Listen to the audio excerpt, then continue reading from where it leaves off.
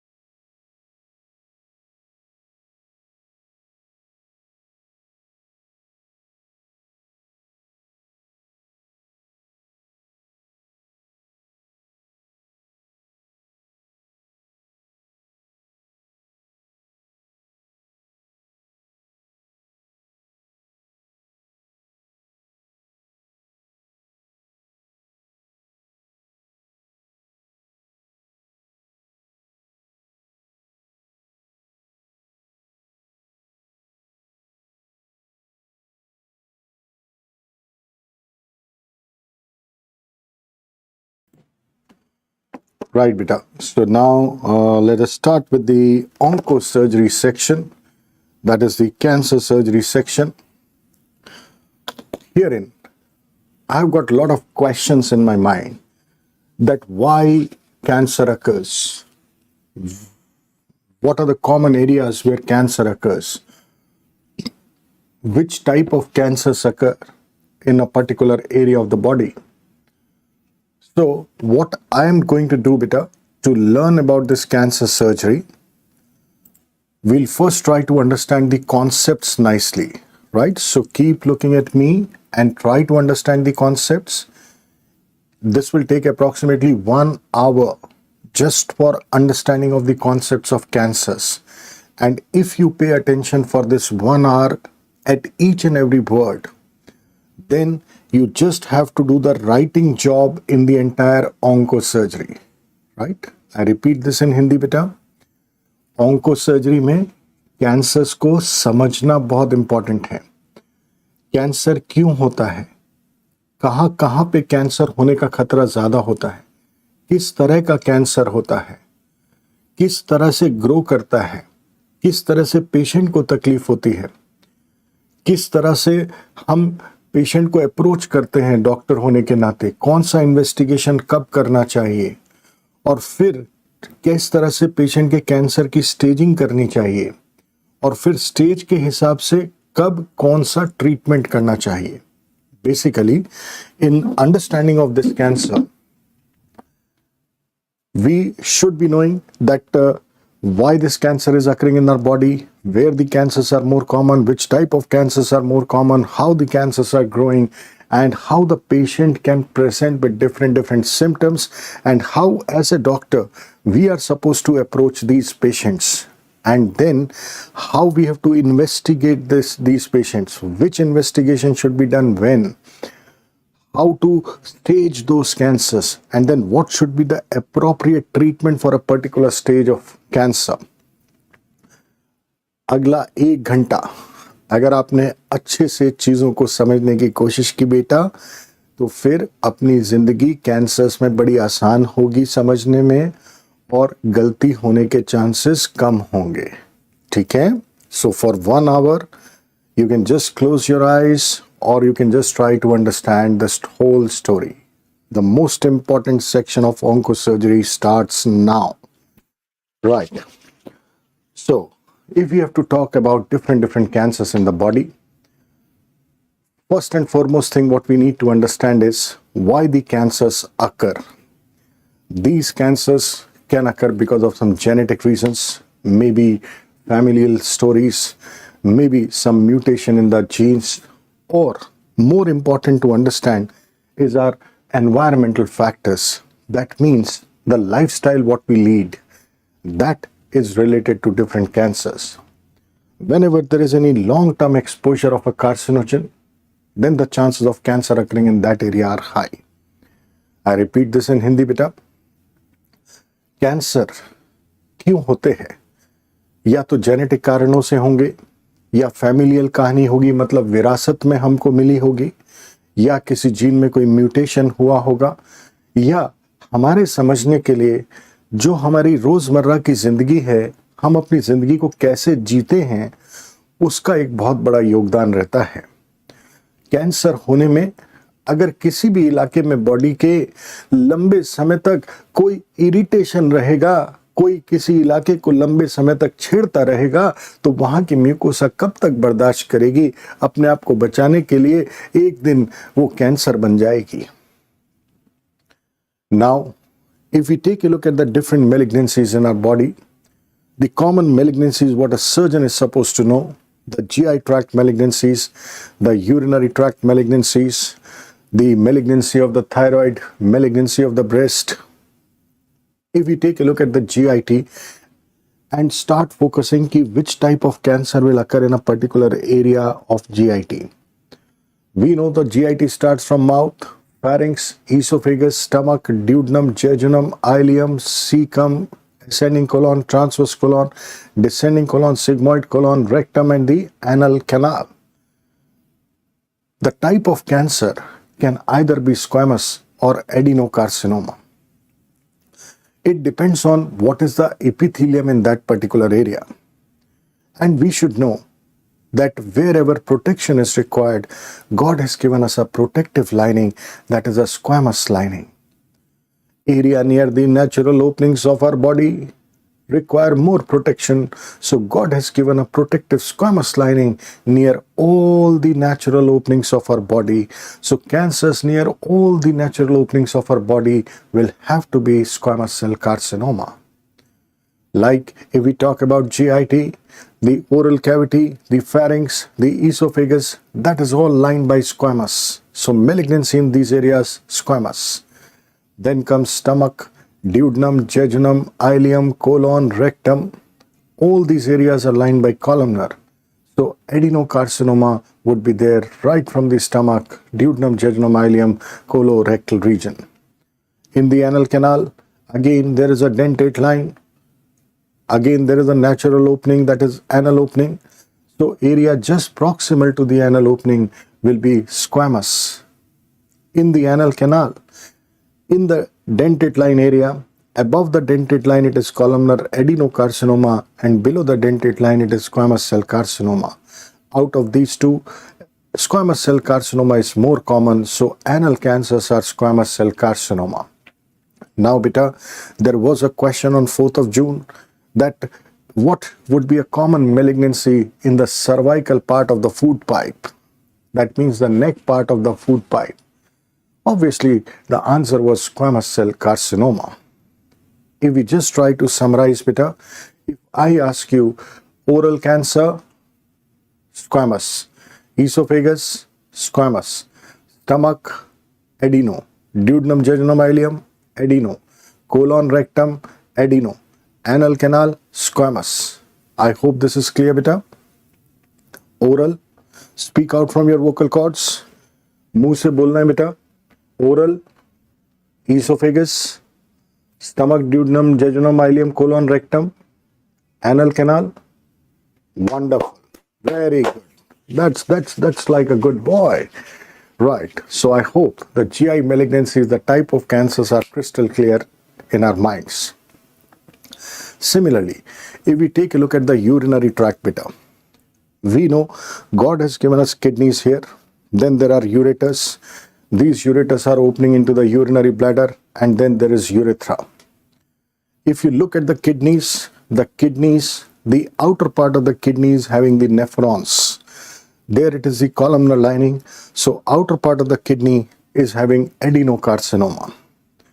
And then these nephrons, via their collecting ducts, they pour their urine into minor calyces, then minor calyces, major calyces, renal, pelvis, ureter, bladder, urethra. The job of these minor calyces, major calyces, pelvis, ureter, bladder, urethra is just to allow passage of urine. So God has given a transitional epithelium in these areas. That means cancers right from minor calyx, major calyx, renal, pelvis, ureter, bladder, urethra, these are transitional cell carcinomas. And in the urethra beta, we know there is an external urethral opening from where the urine comes out. So that is a natural opening. That means area near this natural opening, that means area proximal to the external urethral meatus, that means distal urethra will be having squamous. So distal urethra cancer will be squamous. If we try to understand the outer part of the kidney, adenocarcinoma, pelvic calyceal system, transitional cell carcinoma, ureter, bladder and proximal urethra, transitional cell carcinoma, distal urethra, squamous cell carcinoma. Can we repeat this beta? Outer part of the kidney, adeno, pelvic calyceal system, ureter, bladder and proximal urethra, transitional, distal urethra, squamous. Wonderful. एक बार फिर से करेंगे बेटा. We'll do it once again. Outer part of the kidney, adeno, pelvic calyceal system, ureter, bladder and proximal urethra, transitional, distal urethra, squamous. Right. Chaliye. So urinary cancers, right? If you look at the female reproductive tract, you know beta, uterus, cervix, vagina. Vagina is a natural opening. So vagina will be lined by squamous. Then there is cervix. In the cervix, there are two parts. The outside part, ectocervix. Inside part, endocervix. Outside part, ectocervix is lined by squamous. Inside part, endocervix is lined by columnar, adenocarcinoma. And uterus is inside. So endometrium or uterine cancer is adenocarcinoma. फिर से करेंगे बेटा. Vagina is squamous. So squamous cell carcinoma. Cervix, ectocervix, squamous. Endocervix, columnar, adenocarcinoma. Endometrium, that is uterus, adenocarcinoma. Okay, now tell me beta, vagina, ectocervix, endocervix, endometrium. एक बार फिर से करेंगे बेटा. Vagina, ectocervix, endocervix, endometrium. Perfect. Let me revise this once again. The entire story. Oral, squamous. Esophagus, squamous. Stomach, duodenum, jejunum, ileum, colon, rectum, adeno. Anal canal, squamous. Outer part of the kidney, adeno. Pelvic calyceal system, ureter, bladder, proximal urethra, transitional. Distal urethra, squamous. Vagina, squamous. Ectocervix, squamous. Endocervix, endometrium, adenocarcinoma. Right, beta? Now, apart from this, if we take a look at the gallbladder story, gallbladder is lined by columnar, so adenocarcinoma. Pancreatic story, columnar, adenocarcinoma. Prostate, that is also a gland beta, so columnar, adenocarcinoma. Right. Testicular cancers. Testicular cancers, testis is having germ cell. So in testis we find germ cell tumors, seminomatous, non-seminomatous. Majority are seminomas. Penis. Now penis is outside beta. So outside God has given protective lining. So outside it is squamous. So penile cancer will be squamous. Thyroid. God has given follicular cells in the thyroid. And malignancy arising from the follicles, they can either be papillary or follicular cancer. Out of these two, papillary cancers are more common. So thyroid cancer most common is papillary cancer. Breast cancer. Inside the breast there are three things: duct, lobule and stroma. Stromal malignancies, sarcomas, not carcinomas. Carcinoma from the duct or lobule. So in breast cancer, either it is a ductal cancer or lobular cancer. 80-85% are ductal cancers, and that is also adenocarcinoma. Right? फिर से करेंगे बेटा. Oral, esophagus, squamous. Stomach, duodenum, jejunum, ileum, colon, rectum, adeno. Anal canal, squamous. Outer part of the kidney, adeno. Pelvic calyceal system, ureter, bladder and proximal urethra, transitional. Distal urethra, squamous. Gallbladder, pancreas, adeno. Prostate, adeno. Penis, squamous. Testis, germ cell, seminoma. Thyroid, papillary thyroid cancer.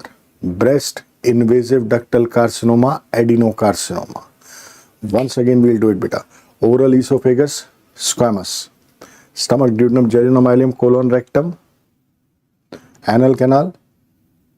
Outer part of the kidney. Pelvic calyceal system, ureter, bladder and proximal urethra. Distal urethra. Distal urethra. Prostate. Penis. Testis. Testis germ cells. Seminomas. Right. Gallbladder, pancreas, adenocarcinoma. Thyroid, papillary. Breast, invasive ductal carcinoma, adenocarcinoma. Right? Very good. Let's have a big round of applause for all of you beta. So see, on 17th of December, we'll get one question from this. And it simply depends on the concepts, on the understanding. The lining is deciding the cancer. Right? Okay, beta. Chaliye. Now, what are the common areas where you will be finding cancers?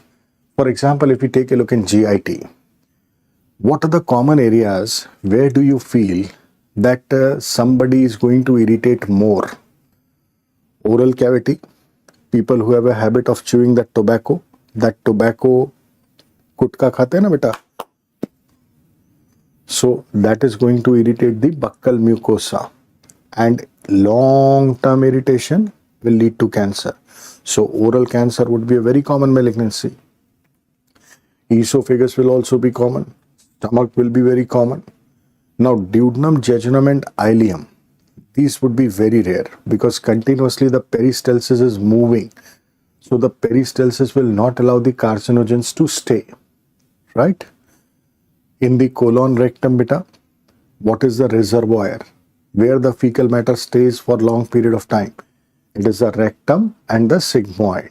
The fecal matter stays there. So the chances of irritation to the rectal mucosa and sigmoid mucosa will be more.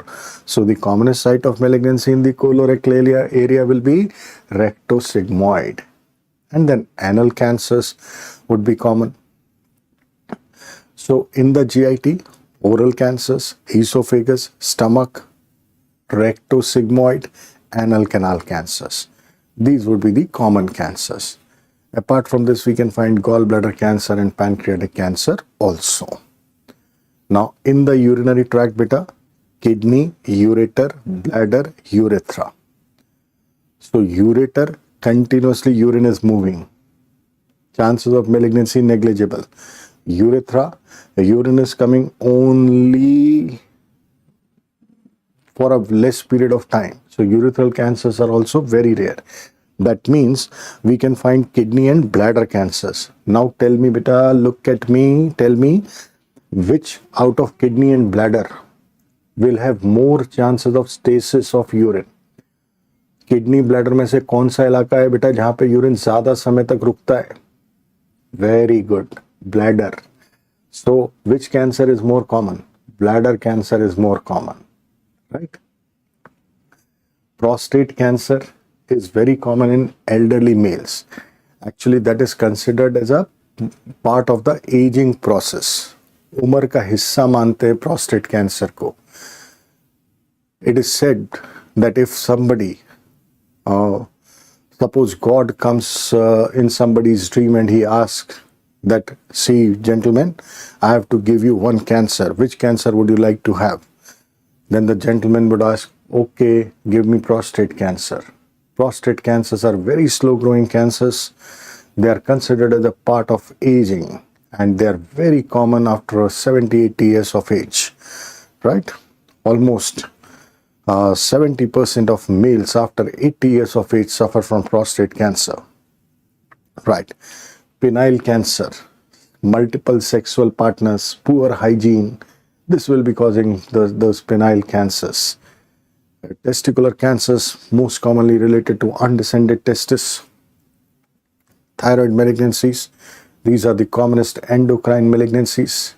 Breast cancer is the commonest cancer in females, right? 1 out of every 8 female suffer from breast cancer. So we are going to talk about these different cancers. Now let us take a look that why this cancer occurs. Beta, apart from the genetic causes, apart from the familial causes, let us focus on the irritative factors. Like oral cancer की अगर हम बात करते हैं, oral cancer would be common in those people who have a habit of chewing the tobacco. जिन लोगों को तंबाकू खाने की आदत है, उनको मुंह का कैंसर होता है ना? So smoking, that is also something going to be related to.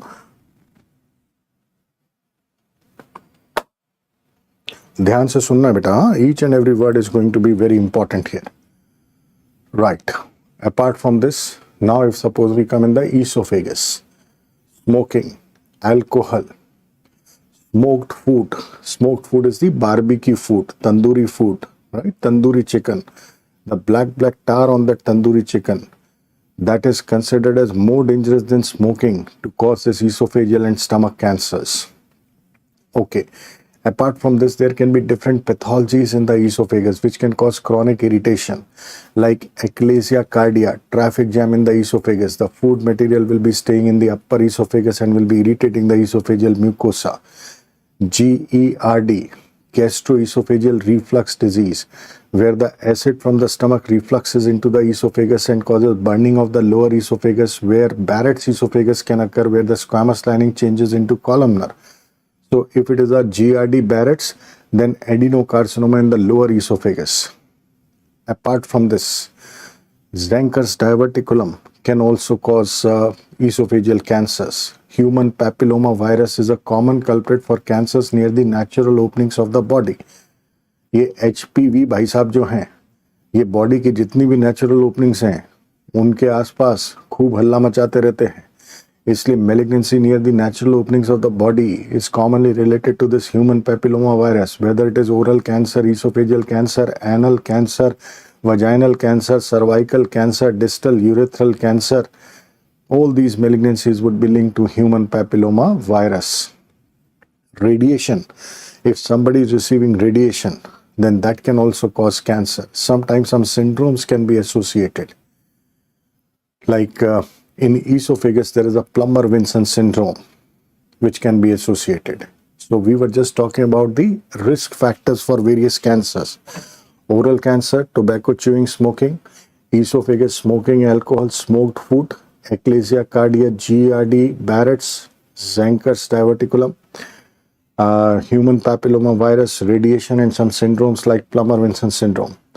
Stomach cancer, again related to people who eat lot of irritative food, like suppose that smoked food, canned food, spicy food, high salt.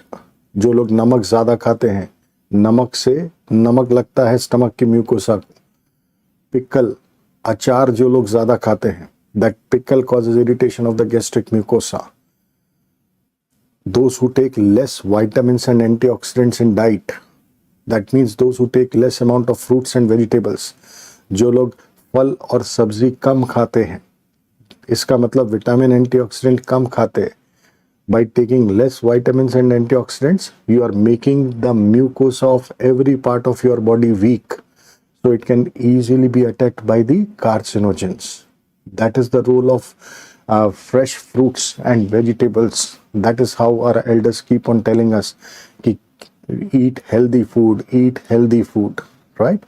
If you eat healthy food, it will help in making your mucosa strong so that it cannot be acted easily upon by the carcinogens. Apart from this, in the stomach, there are various pathologies like chronic gastritis, type A autoimmune gastritis, type B H. pylori gastritis, Menetrier's disease, reflux gastritis, where patient has undergone some gastric surgery, gastric polyps. All these can be associated with stomach cancer. Colorectal cancer. Now, colorectal cancer more common in rectosigmoid. Those individuals who take more amount of red meat, जो लोग लाल मांस खाते हैं, those who take more amount of animal fat, those who take less amount of fiber in diet, less amount of vitamins, antioxidants in diet, this is going to cause constipation as well. So the fecal matter, the carcinogens will be staying in the rectum sigmoid for a long period of time.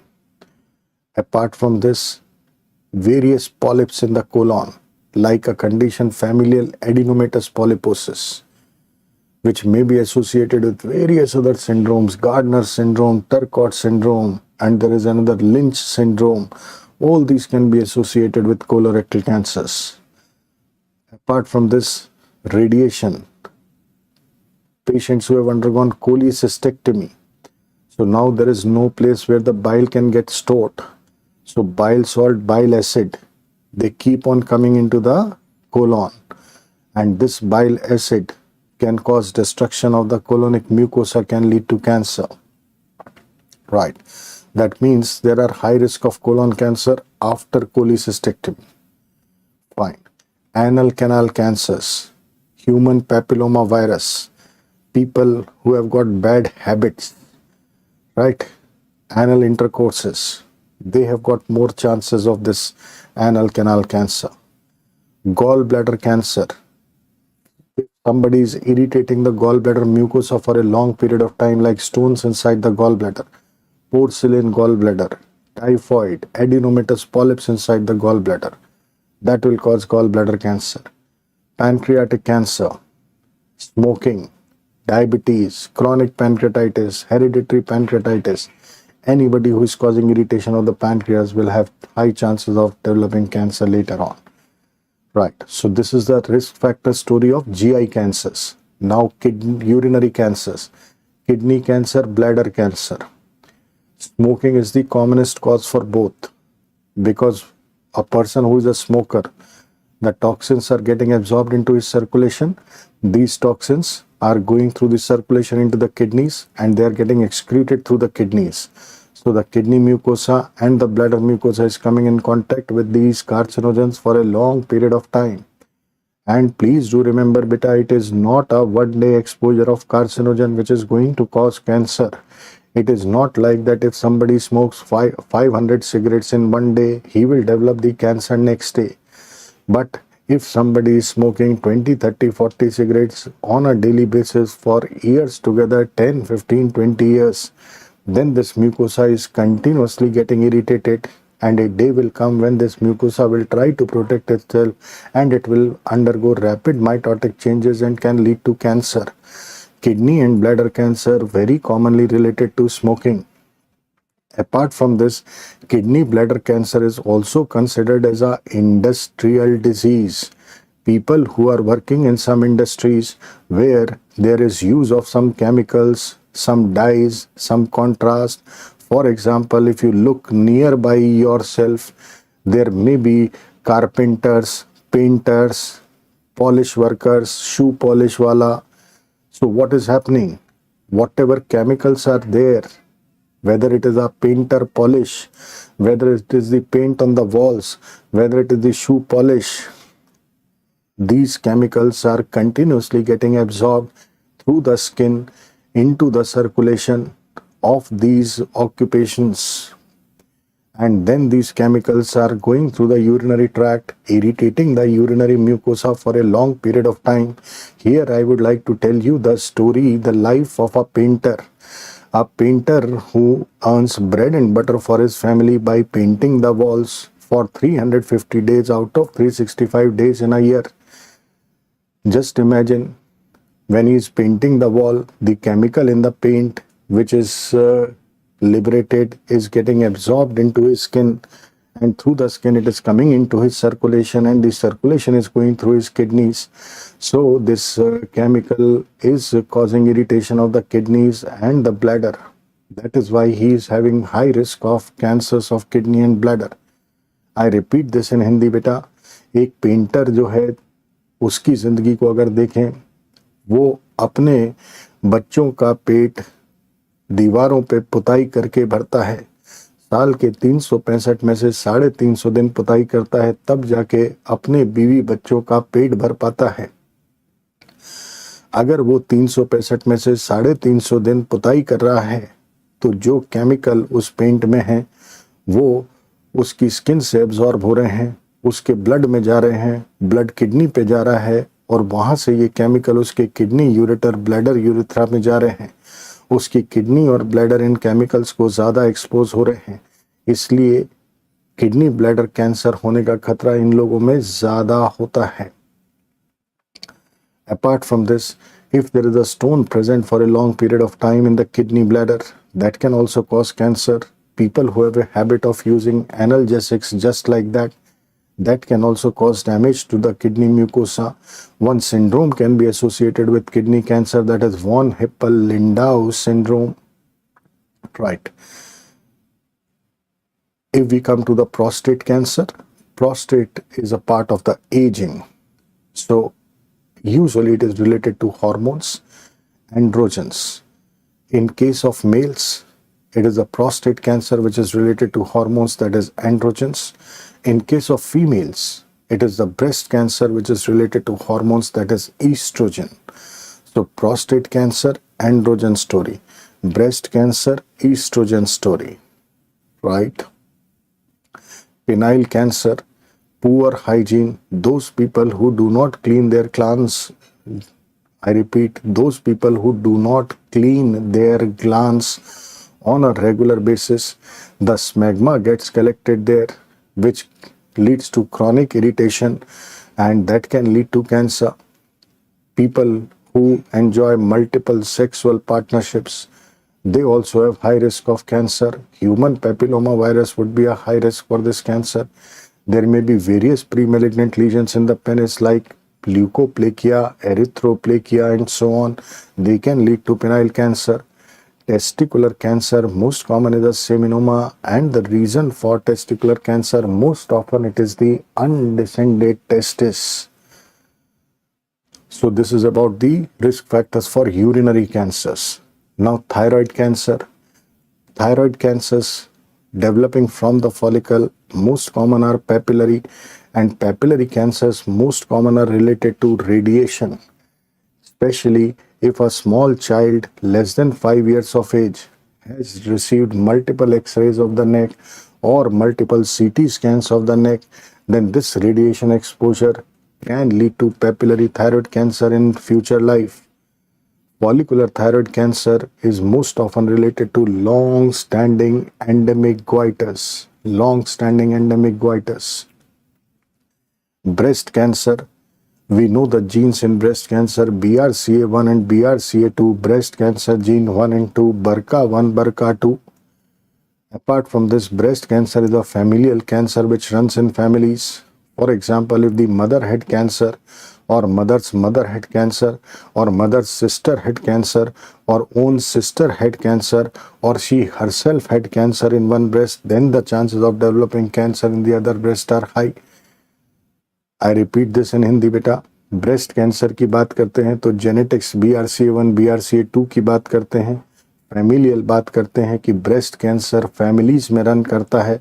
अगर माँ को breast cancer था, अगर माँ की माँ को breast cancer था, माँ की बहन को ब्रेस्ट कैंसर था, खुद की बहन को ब्रेस्ट कैंसर था, या खुद को ही ब्रेस्ट कैंसर था, तो दूसरी ब्रेस्ट में कैंसर होने का खतरा ज़्यादा होता है. And this is not only the maternal side, it is also related to the paternal side. If the father's mother had cancer in the breast, then also the chances of developing cancer in the breast are high. Apart from this, breast cancer is related to estrogen. Those females who are having more estrogen exposure, वो लड़कियां, वो ladies जिनमें oestrogen का exposure ज़्यादा होता है. Now these hormones causes hyperplasia of cells in the breast. If there is a more hormonal stimulation, then this hyperplasia will not be a controlled or typical hyperplasia, but it will become uncontrolled atypical hyperplasia, more mitosis, more pleomorphism. This atypical hyperplasia can advance into carcinoma in situ, microinvasive cancers, and frank invasive cancers.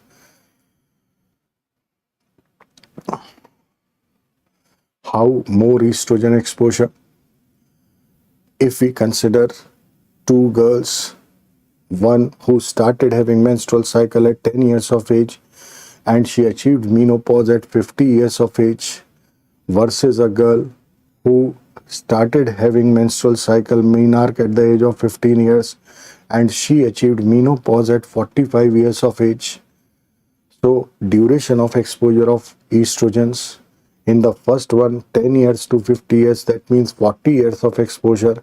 In the second one 15 years to 45 years, that means 30 years of exposure. So obviously 40-year exposure is more than 30-year exposure, so the chances of cancer developing in a lady who is having early menarche and late menopause, the breast cancer risk is high. Same way, a nulliparous female, exposure of hormones will be more. Apart from this, post-menopausal obese females, if after menopause the lady is obese, obese means fat, there is increased conversion of steroids in the fat into estrogen.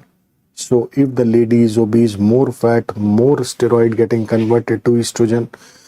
So estrogen exposure will increase. The chances of cancer in a post-menopausal obese female will be high. Same way, sometimes the females, even after menopause, they want to retain the pre-menopausal functions. अगर menopause भगवान ने दे दिया है, लेकिन ये महिलाएं चाहती हैं कि नहीं, हमें तो वो जिंदगी ज़्यादा पसंद थी, तो these ladies might start taking hormone replacement therapy. So again, they are exposing themselves to more amount of estrogen. So the chances of breast cancer will be high. So this is just a story related to the risk factors of different cancers. नींद तो नहीं आई बेटा? सो तो नहीं गए थे? आँख खोलिए. Right. So what we discussed were the different risk factors in different cancers. सारे cancers के risk factors एक साथ हमने discuss कर लिए. अभी what is the advantage of doing this? When we'll be writing these, then we'll be remembering these stories.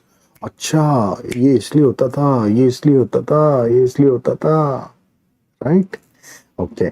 चलिए. So I hope you will be able to remember these different risk factors. If you look at all the risk factors, beta, one bottom line: long-term exposure of a carcinogen, long-term irritation, that is going to lead to cancer. Right? Chaliye ji. Now let us try to understand that how these cancers can grow. Pathology of these cancers. They can grow as a mass or a polyp, or they may grow as an ulcer. So we can define them as ulcerative lesions or proliferative lesions. Like in the oral cancer, there might be an ulcer in the oral cavity, which if present for a long period of time, it is not getting healed. We have to investigate because we have to rule out malignancy. There might be a growth coming out from the oral cavity. So that can be one of the types how the cancers grow. In the esophagus, usually it grows as a polyp. In the stomach also it grows as a mass. Generally this mass can ulcerate also, so we call it as ulceroproliferative. In colorectal area, the right-sided, that means the cecum ascending colon, they are more ulcerative in nature. Left-sided, that is rectosigmoid, they are more of a proliferative in nature. So the chances of traffic jam in the left-sided colorectal cancers are more. Anal canal cancers grow as a mass. Gallbladder cancer grow as a mass. Pancreatic cancer grows as a mass or a tumor. Kidney cancers, bladder cancers. Kidney, usually there is a ulcerative lesion, but patient can also have that proliferative mass. So kidney masses can be there. Bladder cancer also grows as a mass inside. That is a frond-like mass. And then prostate cancer grows as a mass. Penile cancer can be an ulcer or a growth on the penis. Testicular cancer grows as a mass, causes enlargement of the scrotum. Thyroid cancer grow as a mass, present with neck swelling. Breast cancer grow as a mass, presents as breast lump. Right? Now, how these malignancies can present? We have been talking about that they grow as a mass, as a mass, as a mass, as a mass. So mass means swelling. So swelling, lump. For example, in GI malignancies, there may be lump here. Right? Also, one more thing which I would like to tell you in the presentation, beta. Whenever we are talking about any cancer, cancer is what? When the cells are undergoing rapid cell division, rapid mitosis. Cells are dividing very fast. That is how they are multiplying and growing as a mass. So it is not only the cells which are dividing, but it is also the growth of the blood vessels. It is the blood vessels also which are growing. And many times, because of this growth, the blood vessels can break, which leads to bleeding. So majority of these cancers can present with bleeding also. Whether it's an oral cancer, esophageal cancer present as a mass, so it will be causing a traffic jam situation in the esophagus. If there is a traffic jam in the esophagus, the patient will not be able to swallow nicely, so dysphagia. Stomach can grow as a mass, can bleed. If bleeding occurs inside the stomach, this blood can go through the pylorus into the duodenum, jejunum, ileum, colon, rectum, anal canal. By the time this blood comes out of the anal canal, it has traveled through a long journey, so the red hemoglobin will not be red. It will disintegrate into brown and black. So what the patient passes is a black mixed with mucus, that is tarry, black tarry stool, melena. So stomach cancer patient can present to you with melena. Sometimes stomach cancer, if there is bleeding inside the stomach, patient can present with blood and vomiting, hematomasis. Colorectal cancer. Colorectal cancer is present with bleeding. The commonest presentation is bleeding per rectum, right? Anal canal cancers has a mass at the anal verge that can also bleed. Gallbladder cancer. Now, gallbladder cancer, generally there is a mass inside the gallbladder, and usually what happens, in the early stage we are not able to know about this mass, but gradually this mass infiltrates into the liver, goes into the liver, and when the liver is getting involved, then the blood vessels and bile vessels in the liver, they are getting exposed. So bile is getting mixed with blood, bile in blood, jaundice. Gallbladder cancers can present with jaundice or maybe a mass in the right hypochondrium. Pancreatic cancers, they are quite inside. So they also, when they grow, they can create a traffic jam in the common bile duct. So that can also lead to jaundice. That is the presentation of GI cancers. Kidney cancer, bladder cancer. The commonest presentation is painless hematuria. There is bleeding in the urinary tract in kidney and bladder cancer, and this blood comes out in urine. The commonest presentation of kidney bladder cancer is painless hematuria. Prostate cancers do not present with any symptoms. That is just a part of the aging process. Now, when the prostate cancer grows, if it spreads here and there, like most commonly it goes into the bones, lumbar vertebra. So patient comes to us with backache, right? 80-year-old male with low backache.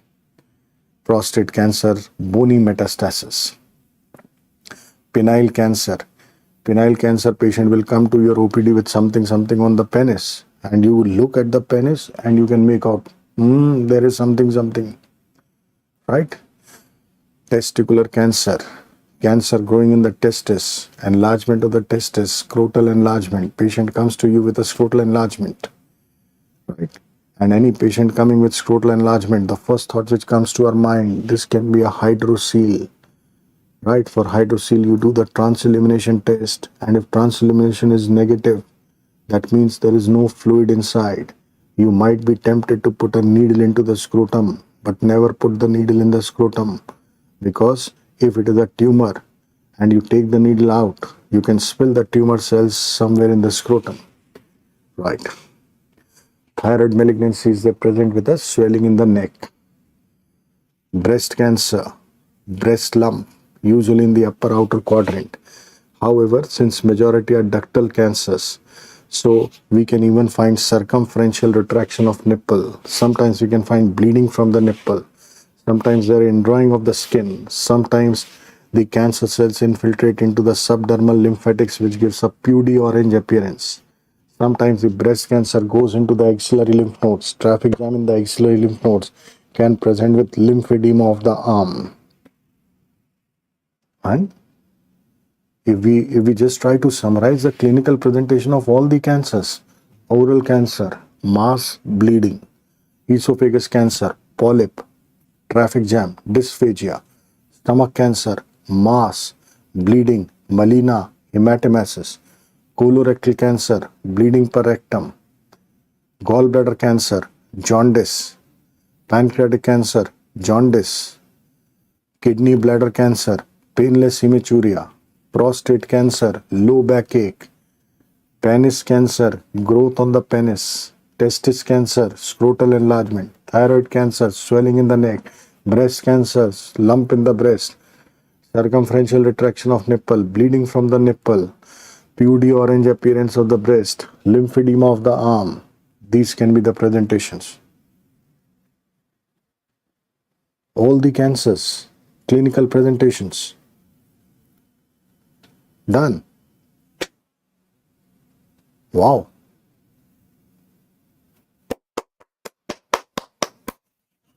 Now, how to approach these patients? This what we have discussed is the overview of cancers. Now let us see what should be our approach as a doctor. Beta, 17th of December is your exam, and nobody on the earth has the power to defeat you, right? You will have that belief inside you that yes, nobody has the power to defeat me on 17th of December. I am going to pass. Now when you pass the exam, January, you will be applying for your registration with medical council, and February you are in the hospital, working in the hospital, and you are wearing that white coat and the stethoscope around your neck. Very prestigious white coat and that stethoscope. Right, beta. Depending on how the patient comes to you, your approach will change. For example, if there is a ulcer in the oral cavity or a mass in the oral cavity, you will do the clinical examination, right?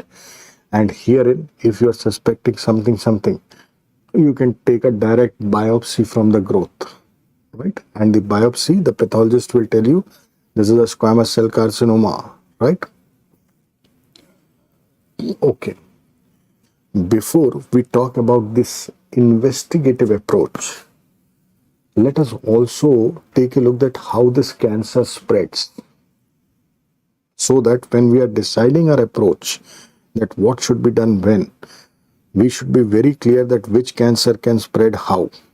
So beta, whenever we talk about carcinomas or cancers, they can spread either locally. Along with this, they can go into the lymphatics, through which they go to the draining lymph nodes. So lymph node enlargement can be there, and they can also go into the blood vessels. Obviously, they'll be going into the vein. If there is a cancer here, artery is bringing the blood, vein is taking the blood. So cancer here is not going to go into the artery here. It is going to go into the vein. And through this vein, it will be going into the circulation, and from there it can spread to any part of the body, right? So that will lead to distant metastasis. दूर दराज के क्षेत्रों में cancer फैल जाएगा. I repeat this, beta. Whenever we are talking about carcinoma, the carcinoma can spread either locally, or it can go into the lymphatics, which will cause enlargement of the lymph nodes, or it can go into the vessels. That means it will be going into the circulation, and then it will be spreading through blood to distant parts of the body, distant metastasis, right? For example, again, let us take a look at the spread of all the cancers. Oral cancer, it can spread locally. Suppose there is a cancer in the buccal mucosa. It will spread to the layers here, and it can even involve the mandible. Through lymphatics, the entire head and neck area, beta, that is drained by the neck lymph nodes. In the neck, beta, in ENT classes we'll read there is a submental 1A, submandibular 1B, then 2, 3, 4 lymph nodes. They are upper, middle and lower jugulo-digastric deep cervical lymph nodes. 5, posterior triangle of neck lymph nodes. 6, pretracheal lymph nodes. 7, mediastinal lymph nodes, right? So head and neck cancers, they drain into neck lymph nodes. So if there is malignancy in the oral cavity, it would be going and causing enlargement of the neck lymph nodes, right? Thyroid malignancy also, it is going to involve the neck lymph nodes. Here it is a pretracheal lymph node or the delphic lymph node, which is close to isthmus of the thyroid, which gets involved, right? Breast cancer, this goes into the axillary lymph nodes and to some extent into the internal mammary lymph nodes, right? Okay. Locally, if we talk about beta, then let's do in the same sequence. Oral cancer, local spread, lymphatic spread, and through blood. It can go to distant organs like lungs. Lung metastasis can occur. Then esophageal cancer, local spread. The story starts in the mucosa. It can involve the submucosa, muscle. There is no serosa in the esophagus. So once the muscle has been involved, then it will involve the adventitia or the surrounding organs. Through lymphatics, it will be going into the regional lymph nodes in this area. And through blood, this cancer would be going into the liver and the lungs. Stomach cancer. Stomach cancer starts in the mucosa. Then it can involve the submucosa, muscle, serosa, adjacent organs. If the cancer is in the proximal part of the stomach, adjacent organ close to this is spleen. If the cancer is in the distal part of the stomach, adjacent organ close to distal stomach is pancreas. Through lymphatics, the cancer involves first the perigastric lymph nodes, then the intermediate and then the principal lymph node. In GIT we know foregut, midgut, hindgut, foregut celiac, midgut superior mesenteric, hindgut inferior mesenteric. So principal lymph node involved in foregut malignancy would be the celiac lymph node. Apart from this, if it spreads through blood, then it most often goes to liver and lungs. In stomach cancer, there is another type of spread which we call as the transcoelomic spread or direct peritoneal spread. In this transcoelomic spread, sometimes the cancer cells can break from the stomach and spill into the peritoneal cavity. They might get deposited here and there on the peritoneum, which is called as peritoneal deposits. They might get deposited around the umbilicus, Sister Mary Joseph nodule. They might get deposited on the functional ovary, Krukenberg tumor. They might get deposited on the anterior wall of rectum, Blummer's shelf. Sometimes in the stomach cancer, when the cancer is spreading through lymphatics, it can even involve the left supraclavicular lymph node, which is called as Virchow's node or Troisius sign. It can even involve the anterior axillary lymph nodes, which is called as the Irish node. So this is how the stomach cancer can spread. Same way colorectal cancers, mucosa, submucosa, muscle, serosa and the adjacent organs locally. Through lymphatics, if it is a cancer in the midgut, principal lymph node superior mesenteric, hindgut, inferior mesenteric. Through blood, if you look at the veins draining the midgut and the hindgut, midgut is drained by superior mesenteric vein, hindgut is drained by inferior mesenteric vein. Superior mesenteric vein joins with the splenic vein to form the portal vein.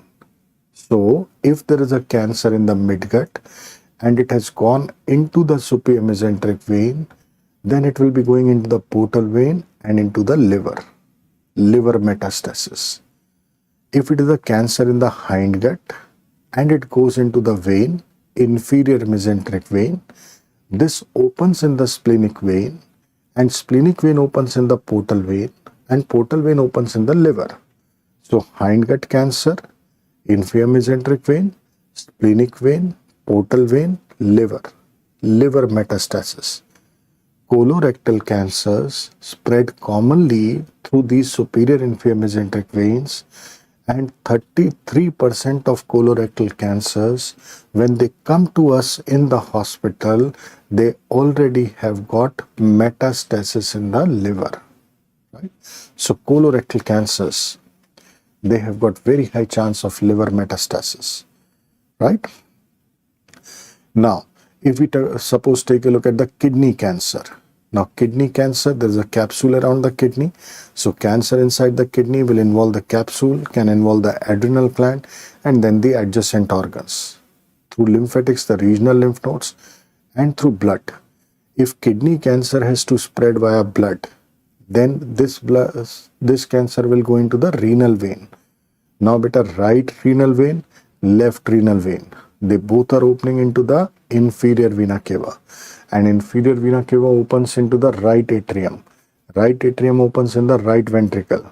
Right ventricle, pulmonary artery, lungs. So if there is a cancer in the kidney, it will spread into the renal vein, IVC, right atrium, right ventricle, pulmonary artery, lungs. So the commonest site of distant metastasis for kidney cancer will be lungs. What you are doing, beta, you are just trying to develop the concepts. Why colorectal cancers are going to liver, why kidney cancers are going to lungs.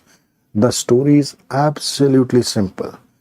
Cancer from any organ will be spreading through its vein. and then you have to just hold on to the vein, just pakdo the vein and see where the vein is opening, and that would be the commonest site of distant metastasis. Same way beta bladder cancer also, it can involve the mucosa, submucosa, muscle, adventitia, adjacent organs. It can spread to the lymph nodes nearby, the iliac lymph nodes, and through blood. It will also be going into the inferior vena cava, so lungs will be the common site of metastasis. Prostate cancers, they can spread locally, and when they spread locally, they spread upwards and laterally.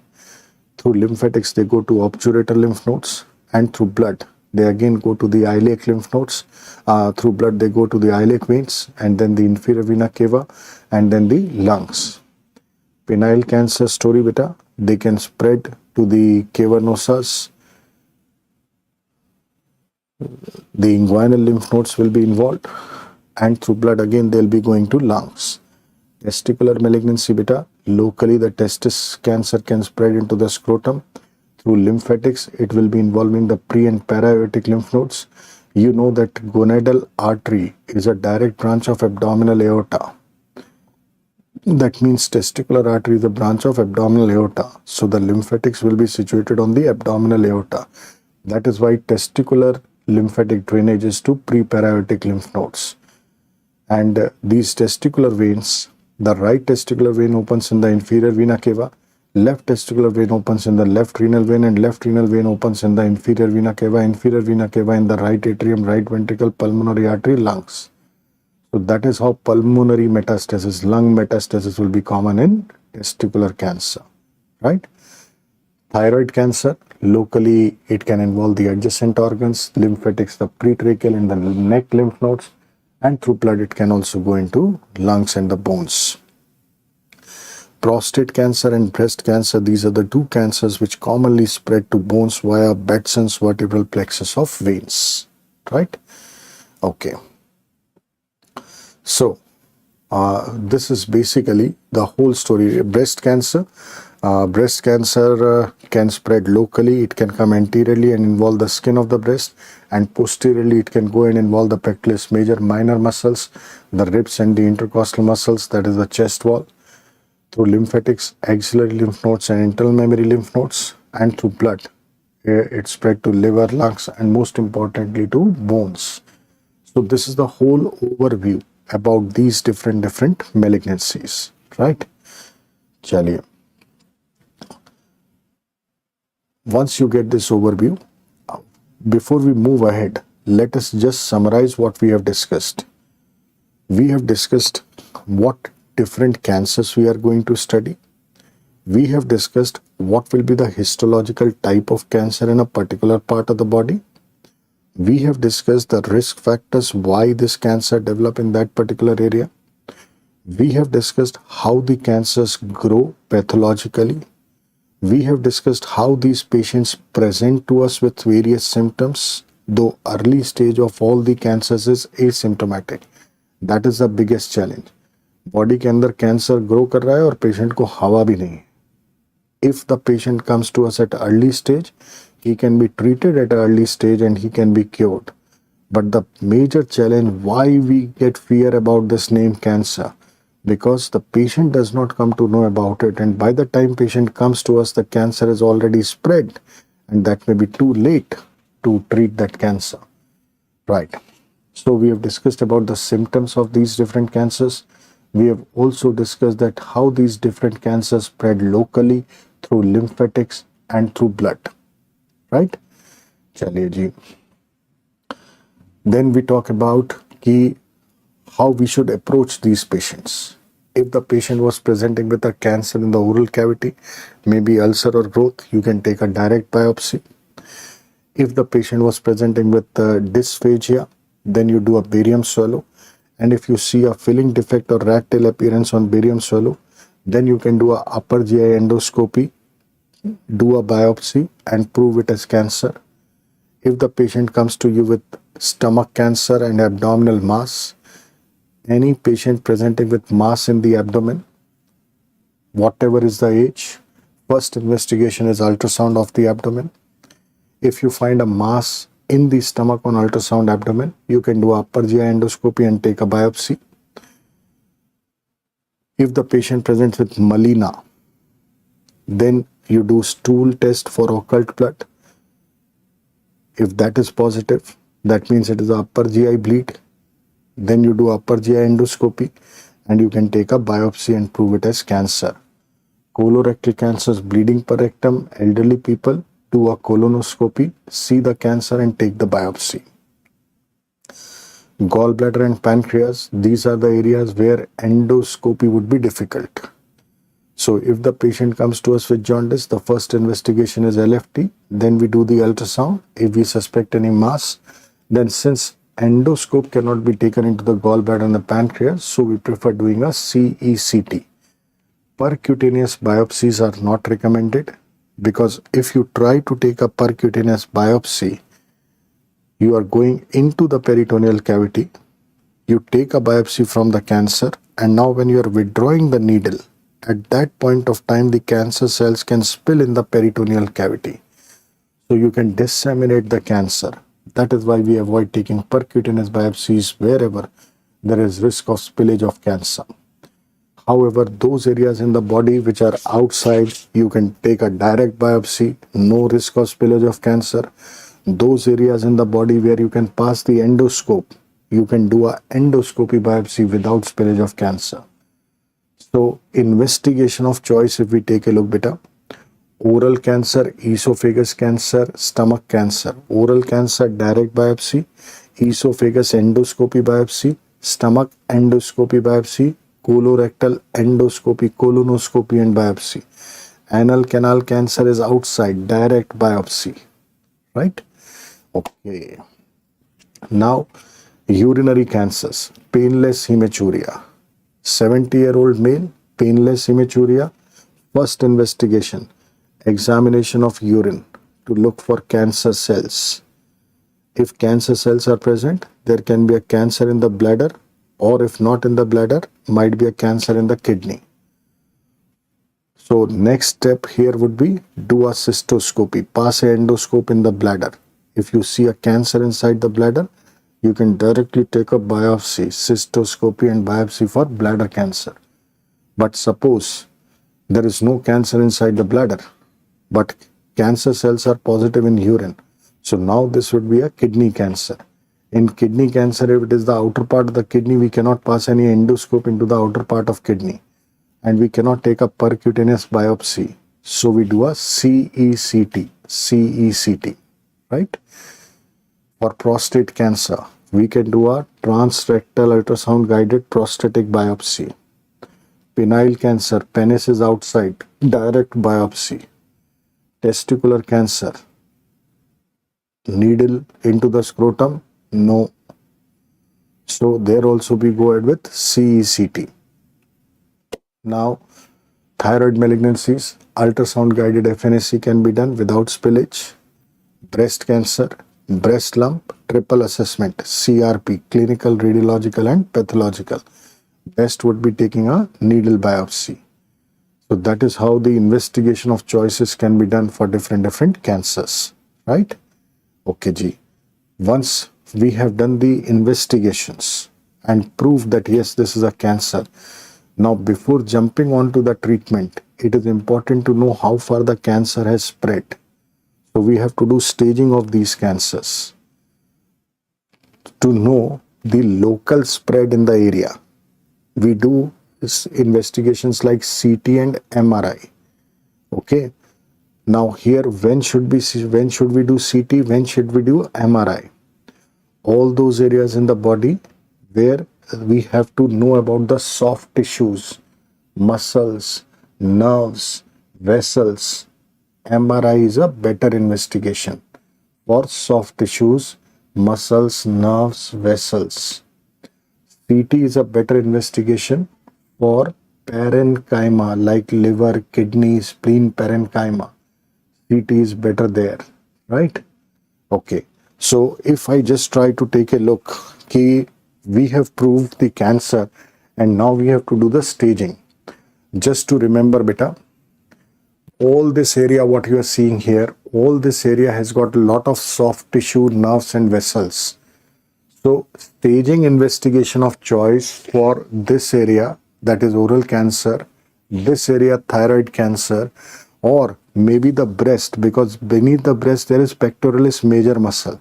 So staging investigation for this oral, thyroid, breast, that will be MRI. But if we talk about esophagus, right, then it is a CECT. If we talk about the entire abdomen, for staging purpose in the entire abdomen, it is CECT. So thorax and abdomen, staging purpose CECT. But breast, MRI, because of pectoralis major muscle. Okay. Once again, let's do it beta. Staging investigation for all this area, oral, thyroid, that is MRI. Breast is MRI. But otherwise, thorax and abdomen, it is CECT. So esophagus, CECT. Stomach, CECT. Colon, CECT. Kidney, CECT. Gallbladder, CECT. Pancreas, CECT. If you move down into the lower part beta, now this lower part is the pelvis. In the pelvis, there are a lot of muscles and soft tissues beta. So here again we would like to do MRI. Okay, just look at me on the screen beta. In the pelvic area we are doing MRI. So whether it is a bladder cancer, MRI, prostate cancer, MRI, penis cancer, MRI, right? Rectal cancer, MRI, anal canal cancer, MRI. Okay, let's do it once again beta. Oral thyroid, MRI, breast, MRI. Otherwise the thorax and abdomen, CECT, esophagus, CECT, stomach, CECT, colon, CECT, gallbladder, CECT, pancreas, CECT, kidney, CECT. Now when we go into the pelvis, MRI, bladder, MRI, prostate, MRI, penis, MRI, rectum, MRI, anal canal, MRI.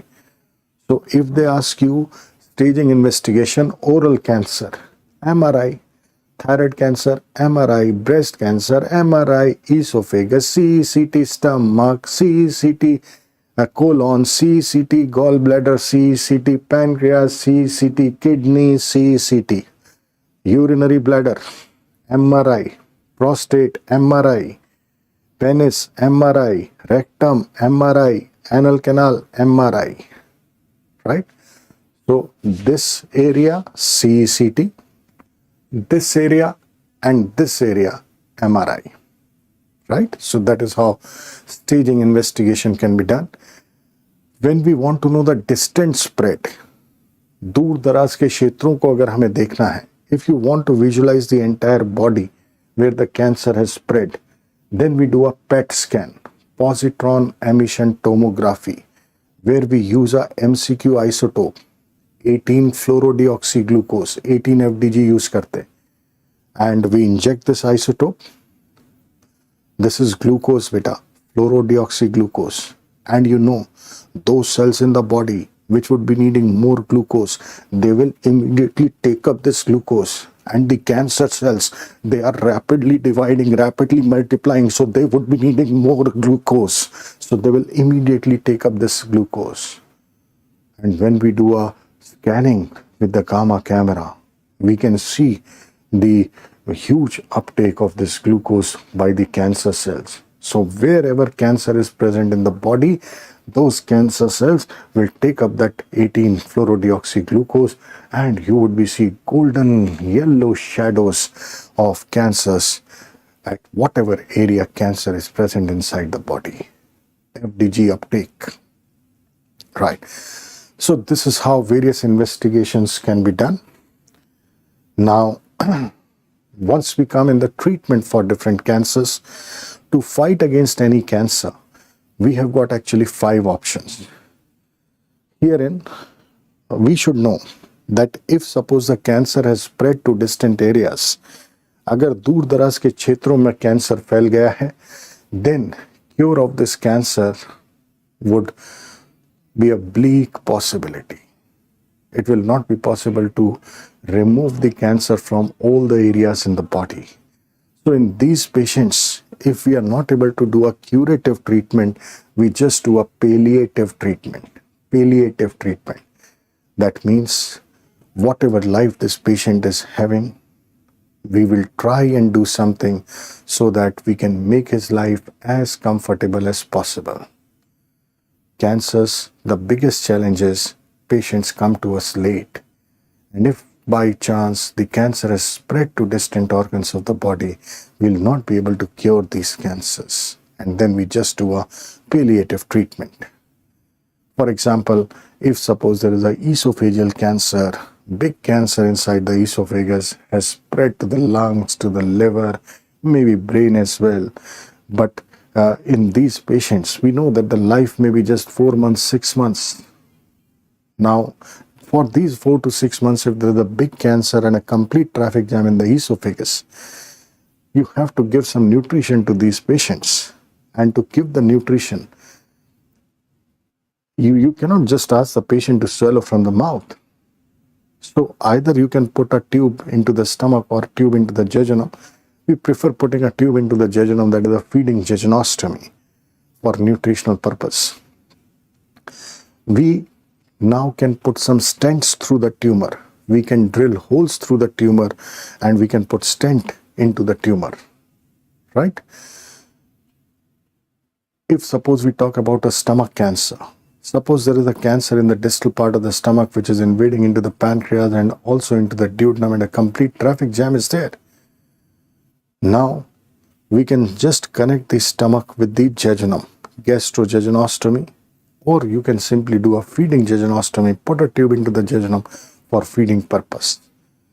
If there is a lady of breast cancer with a fungating cancer in the breast, which might have spread here and there, maybe to liver, lungs, bones, everywhere, we know the life is limited, but she is having a big tumor. She is not comfortable with the tumor. We can simply chop her breast off. Simple mastectomy can be done. This is not for cure. This is just a palliation, so that whatever life the patient is having, at least that duration she can live a little comfortable life. So that is the palliative story. Curative story, because now the awareness of cancers is increasing. So patients can come to us at early stages where the cancer might not have spread to distant organs, distant areas. And then we can remove the entire cancer from this patient. As a doctor, my dear lovely friends, you have got 5 weapons to fight against cancer. You can remove the cancer by surgery. You can give cytotoxic drugs, chemotherapy. You can give radiation therapy, radiotherapy to destroy the cancer. If the cancer is having hormonal etiology, like prostate cancer in males and breast cancer in females, you can give hormonal therapy. Like in prostate cancer, if it is the androgen story, you can do androgen ablation. In breast cancer, if it is the estrogen story, you can do estrogen ablation. And the 5th thing which is coming up nowadays is targeted therapy. Now, because of so many advances at the molecular level, at the molecular genetic level, we are able to identify the growth factor receptors. Which growth factor receptors are responsible for this cancer? And we can have targeted medicines against those growth factors also. That is a targeted therapy. Like in breast cancer, if HER2 new gene is positive, then we give trastuzumab or Herceptin to fight against that HER2 new gene. Any cancer which is having HER2 new gene positivity, you can give that Herceptin or trastuzumab. Just a moment.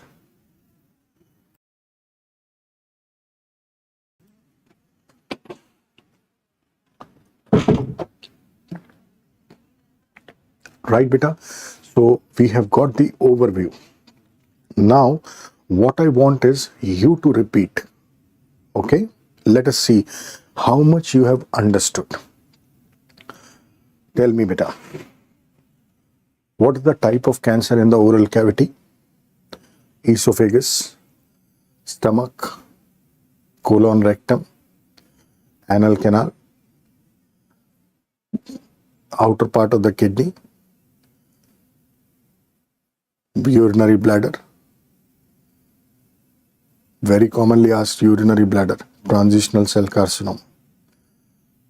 Vagina, ectocervix, endometrium. Good.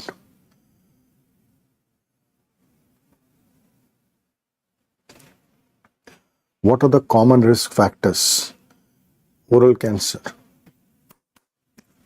tobacco, esophagus, smoking, alcohol, smoked food, and diseases. Stomach cancer, food what we eat, irritative food, spicy food, including smoking, alcohol, high salt, high pickle, less vitamins, antioxidants, plus various diseases in the stomach. Colorectal, what we eat, red meat, animal fat, less fiber, less vitamins, antioxidants, various polyps, right?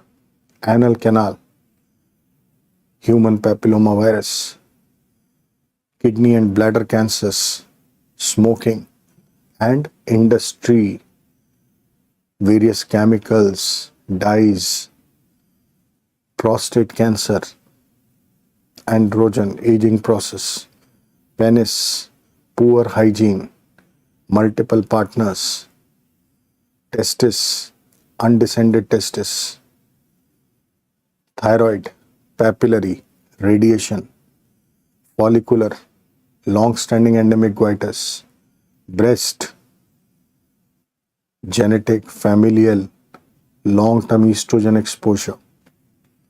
So these are the common risk factors. How the cancer grows: oral, ulcer, mass; esophagus, mass, polyp; stomach, mass, bleeding; colorectal, bleeding; anal canal, mass, bleeding; kidney, bladder, painless hematuria; prostate, low backache, bony metastasis; penis, growth; testis, scrotal enlargement; thyroid, neck swelling; breast, lump in the breast; circumferential retraction of nipple, bleeding from the nipple; pudiorange, lymphedema. How the cancer spread? Locally, if we talk about esophagus, mucosa, submucosa, muscle, adventitia, adjacent organs; stomach, mucosa, submucosa, muscle, serosa, adjacent organs; colon, rectum, mucosa, submucosa, muscle, serosa, adjacent organs; kidney, capsule, adrenal, adjacent organs; bladder, mucosa, submucosa, muscle, adventitia, adjacent organs; prostate, upwards and laterally, may involve the seminal vesicles; penis, corpora cavernosa, and then higher up; testis, scrotum; thyroid, neck; breast, anteriorly skin, posteriorly pectoralis major, pectoralis minor, and the chest wall, that is ribs and intercostal muscles. Now lymphatic spread, beta. Oral cancer, which lymph nodes? Thyroid cancer, pretracheal lymph node; breast cancer, axillary lymph nodes and internal mammary lymph nodes; esophageal cancer, regional lymph nodes; stomach cancer, regional lymph nodes, celiac lymph node; midgut cancers, regional lymph nodes, superior mesenteric lymph nodes; hindgut cancer, regional lymph nodes, inferior mesenteric lymph nodes, right? Kidney cancer, regional lymph nodes; bladder cancer, iliac lymph nodes; prostate cancer, obturator lymph node, and then the iliac lymph nodes; penile cancer, inguinal lymph nodes. Anything which is outside, na beta, whether it is the scrotum or the penis or the perineal skin, that will be draining into inguinal lymph nodes. But inside story will be draining into the iliac lymph nodes. Testicular and ovarian story drains to the pre-paraiotic lymph nodes, right? So testicular lymphatics, pre-paraiotic lymph nodes. Thyroid and breast we have already talked about. Gallbladder cancer, regional lymph nodes. Pancreatic cancer, regional lymph nodes. Now through blood, how these cancers will spread. Oral cancer would be going most commonly to lungs. Thyroid cancer to bones in the lungs. Breast cancer most commonly goes to bones, the lumbar vertebra, just like the prostate. Esophageal cancer goes to liver, lungs. Stomach cancer, liver, lungs. Colon, rectum, liver most often, right? Kidney cancer going into the renal vein, IVC, lungs. So kidney cancer also goes to lungs. It can also go to bones. Bladder cancer, again draining through the iliac veins into the lungs. Prostate cancer, bones, bony metastasis plus lungs. Penile cancer, again going into the inferior vena cava to lungs. Testicular cancer, again going into the testicular vein, IVC, into the lungs, right? Fine. Now, how to approach these patients depends on the presentation. If there is a growth here, you take a biopsy. If there is a dysphagia, you do barium swallow and you find something on barium swallow, do a upper GI endoscopy and biopsy. Stomach cancer patient, if there is a mass in the abdomen, do a ultrasound. If there is melena, do a stool test for occult blood. If there is some evidence, then you do a upper GI endoscopy and biopsy. Colorectal cancers, bleeding per rectum, colonoscopy, biopsy. Anal canal cancer, cancer outside the anal verge, take a direct biopsy. Kidney cancer, bladder cancer, painless hematuria, first cytological evaluation of urine to rule out cancer cells. And then pass a endoscope. If there is a bladder cancer, take a biopsy from the bladder, cystoscopy and biopsy. If it is a kidney cancer, you cannot pass a endoscope into the outer part of the kidney. So endoscopy is not possible. You do a CECT, right? For prostate cancer, transrectal prostatic biopsy. Penile cancer, cancer outside, direct biopsy. Testicular cancer, you cannot put a needle, do a CECT. Thyroid malignancy, ultrasound guided FNAC. Breast cancer, lump, CRP, clinical, radiological, pathological. Best is needle biopsy. So now this is how we are approaching these patients. What will be the investigation of choice? Oral, direct biopsy. Esophagus, upper GI endoscopy biopsy. Stomach, upper GI endoscopy biopsy. Colon, rectum, colonoscopy and biopsy. Anal canal, direct biopsy. Gallbladder cancer, CECT. Pancreas cancer, CECT. Kidney cancer, CECT. Bladder cancer, cystoscopy biopsy. Prostate cancer, transrectal ultrasound guided prostatic biopsy. Penile cancer, direct biopsy. Testicular cancer, CECT. Right? Thyroid cancer, ultrasound guided FNAC. Breast cancer, needle biopsy. So this is the investigation of choice. Now to know how far the cancer has spread locally, you know this area, MRI, thorax abdomen, CECT, but breast, MRI, and pelvic area, MRI. So oral cancer staging investigation, MRI. Thyroid, MRI. Breast, MRI. Esophagus, CECT. Stomach, CECT. Colon, CECT. Gallbladder, CECT. Pancreas, CECT. Kidney, CECT. Now bladder, MRI. Prostate, MRI. Penis, MRI. Rectum, anal canal, MRI. So this is how we can do the staging. For distant metastasis for all the cancers, one investigation, PET scan. 18-fluorodeoxyglucose, that will be taken up by the cancer cells wherever they are in the body, and we can see those FDG avid golden yellow shadows, right? Then we can do the staging of these cancers. Once we have done the investigation, we do a TNM staging, right? And based on that, we can decide whether we can cure this cancer or not. If not, palliative treatment. If we can cure, then you have got 5 weapons to fight against cancer: surgery, chemo, radio, breast and prostate cancer, hormones, and targeted therapy against the various growth factor receptors. Right, beta? Fine. So now let us take a look what all is written in the workbook. I hope, beta, you have got the concept of oncosurgery nicely. Without opening the workbook, we have tried to understand these different cancers, and now our life will become easy when we are writing, so that writing we'll be just revising what we have discussed.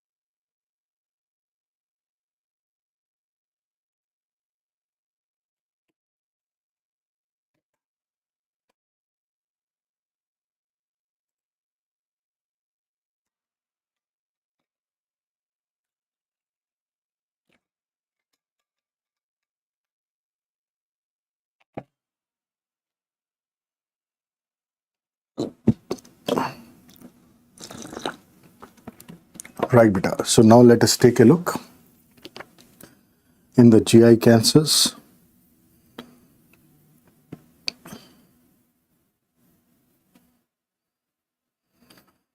Let us write something about the oral cancer.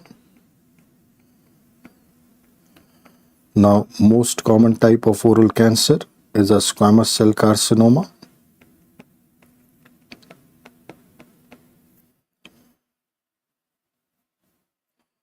Most common site for oral cancer in India, it is the gingivo buccal sulcus,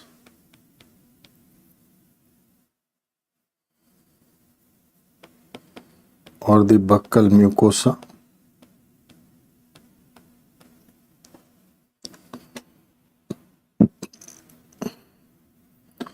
Most common site in Western countries.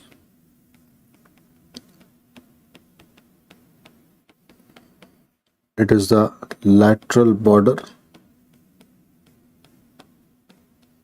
of middle one third of tongue.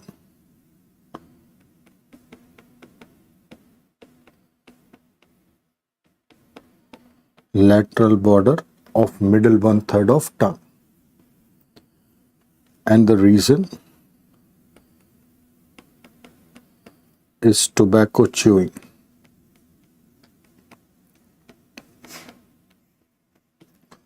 Reason is tobacco chewing.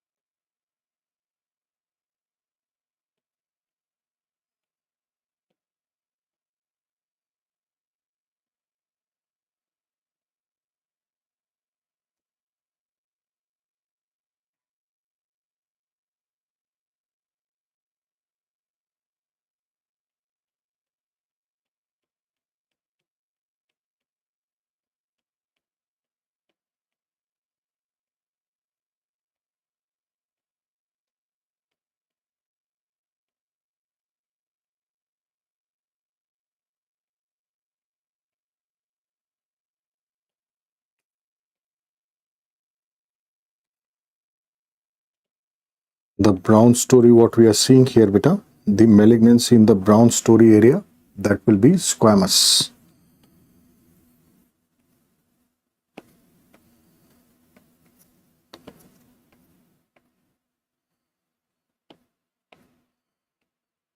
This will be squamous cell carcinoma. And the pinky story, what we are seeing here, that will be the adenocarcinoma.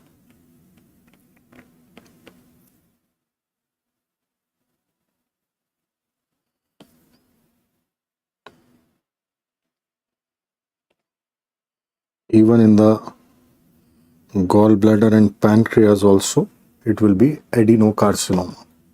Right? This diagram will just help you remember what are the sites for squamous and adenocarcinomas in GIT. Right. So moving further, beta, let us take a look at the different stories of esophageal cancer.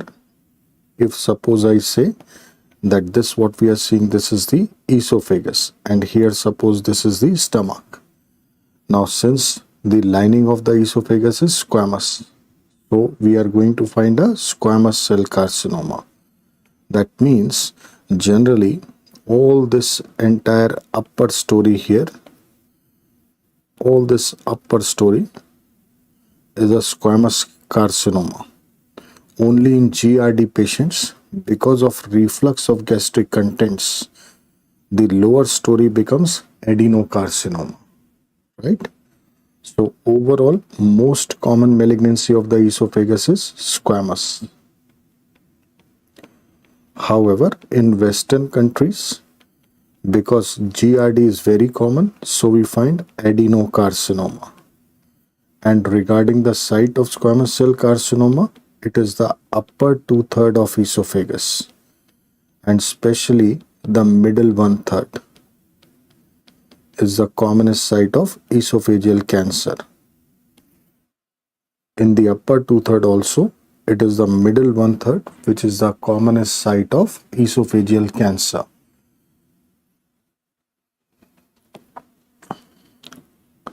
However, adenocarcinoma, as we can understand, this will be more common in the lower 1/3 of esophagus. So commonest malignancy in lower 1/3 of esophagus is adenocarcinoma. Right. Various risk factors for esophageal cancer, beta: smoking, alcohol, increased consumption of smoked food, betel nut liquid. Those individuals who keep on chewing that gutka, tobacco, or the liquid of that, if they ingest the liquid, then that can cause esophageal cancer. GRD, Barrett's, Eclasia, Zenkus, human papillomavirus, radiation. There is condition called as tylosis. Tylosis is thickening of the skin of the palm or the soles. That is also associated with esophageal cancer. And one syndrome, this SYN is syndrome. One syndrome is associated with esophageal cancer. That is a Plummer-Vinson syndrome. Plummer-Vinson syndrome. The other name is Patterson-Brown-Kelly syndrome. This is basically iron deficiency anemia, glossitis, and esophageal webs. This syndrome is more commonly seen in middle-aged female, and it causes squamous cell carcinoma in the post-cricoid. That means in the upper esophagus. Upper esophagus, post-cricoid region, upper esophagus. It is the squamous cell carcinoma. Right? So there was a question on 4th of June, that which is the common malignancy in the upper part of the esophagus. It is a squamous cell carcinoma. Pathologically, how the esophageal cancer grows, beta, we just talked about that whenever we are talking about esophagus, it usually grows as a polyp. For example, this might be the stalk and this might be the polyp. In the initial stage, this might not be causing any traffic jam, But suppose this polyp increases to big extents and it starts obstructing the lumen, especially more than 2/3 of the lumen, then patient will experience this traffic jam situation, dysphagia. We can very well understand, beta, there will be difficulty in swallowing to the solid food. The liquid can still pass through the side. In achalasia cardia, there was a spasm of the muscle. So when a solid food used to come there, it used to relax the lower esophagus and the solid food used to go down, but the liquid used to get stuck.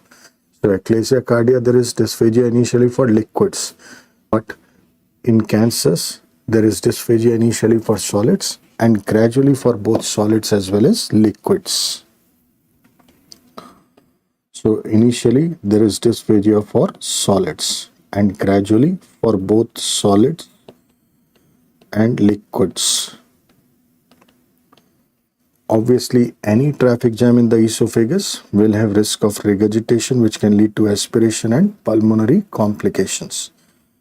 Sometimes hoarseness of voice occurs in esophageal cancer, and that is when the cancer spreads and involves the recurrent laryngeal nerve.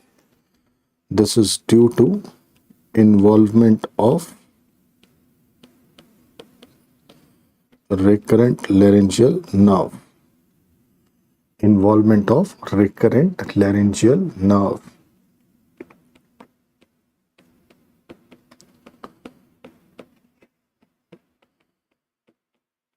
And in malignancies, generally we find this anorexia and weight loss. So this is how the esophageal cancer patient would be presenting to you. The age of the patient would be somewhere around 60-70 years.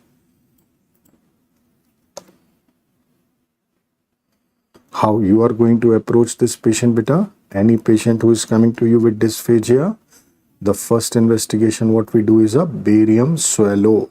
Barium swallow. So you are doing a barium swallow. Now, in a barium swallow, we know that if it is a case of cancer, suppose here is the cancer in the esophagus. So the contrast which the patient is drinking, that contrast is not going to go into the tumor. That contrast will flow through the side of the tumor. And this will appear as a filling defect. इसमें contrast भर नहीं रहा है. So this is a filling defect. Here you can see nicely there is a cancer here. So you cannot see the cancer here because contrast is flowing through the side of the cancer. And this what you are seeing here, this is called as the rat tail. This is the body of the rat and here this is the tail of the rat. So when you do a barium swallow in this 60, 70, 80-year-old gentleman, you can find a filling defect.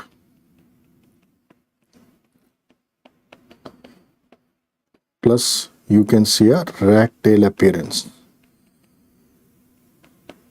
Also beta, in cancers of tubular structures in the body, many a times what happens, if suppose there is a circumferential cancer, suppose I say beta, this what you are seeing, this is the esophagus, right? Now if I say there is a cancer which is at the periphery inside, अंदर है लेकिन periphery पे है चारों तरफ, तो सिर्फ only the central part is having the lumen. Now when we give the contrast, we may be seeing this area nicely, but this area where there is a cancer, only a thin rim of contrast will be flowing through the lumen, something like this. Now here what you're seeing beta, this is something which we see in colon cancer. So if there is a cancer circumferentially on all sides, then only the central part is seen as the lumen. So contrast will be flowing only through this central part. And this appearance what you are seeing, this looks like as if somebody has eaten the apple. This is a apple core appearance. Apple खा के जो बच जाता है ना बेटा, apple core appearance. So apple core appearance is seen in cancers of any tubular structure on contrast study. However, it is more often seen in colon cancer. So we rarely can find this apple core appearance in esophageal cancer also. Herein, rat tail is also seen in ectasia cardia. But if rat tail is asked, then cancer esophagus is a better answer than ectasia cardia. So you have done a barium swallow beta and you are seeing something. If you are suspecting esophageal cancer, you have to do a upper GI endoscopy. When you do a upper GI endoscopy beta, this is what you can see on endoscopy. Can you see this cancer in the esophagus? Now you have to just take a biopsy from this.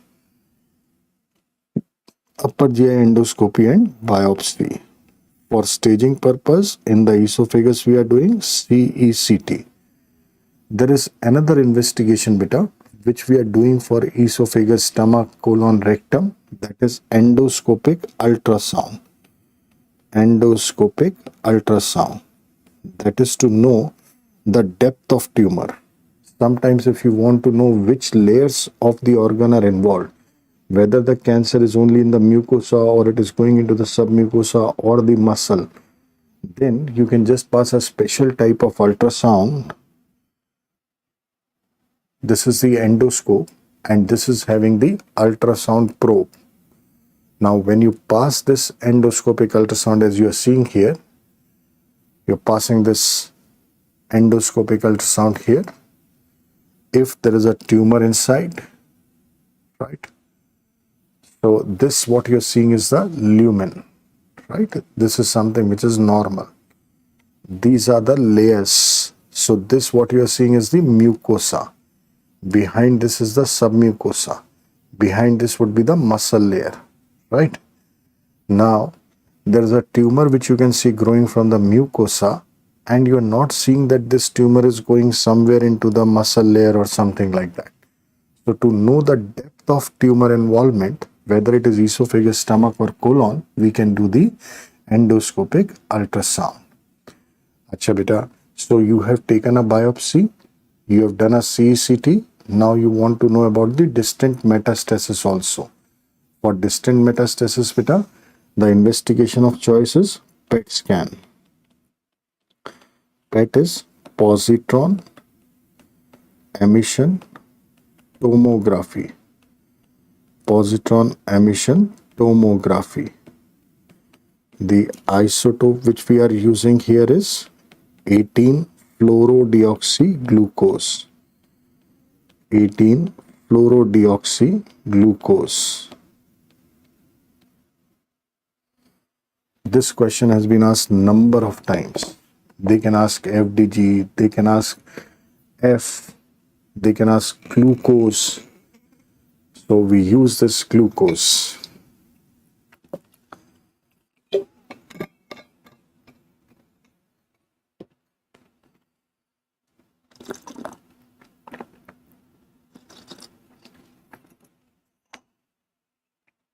Right. This is the PET scan beta. It is a whole body CT scan, right? Where we can do a whole body CT scan. And we have injected the isotope into the peripheral vein.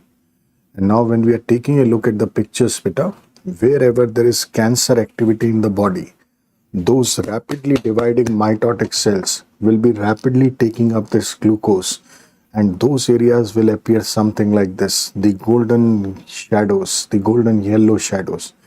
So this particular patient is actually having a cancer in this part of the esophagus. The cancer is involving a lymph node here. The cancer is involving a lymph node here and a lymph node here. Right? There is no involvement of lungs or liver by this cancer. If suppose the cancer would have spread to the lungs, then you would have seen the golden shadows in the lung as well.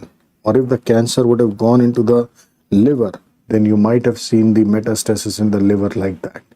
So that is how a whole body CT scan can tell us whether the cancer is involving only that particular area or the cancer is actually spread to the different parts of the body. Right? That is how we read this PET scan.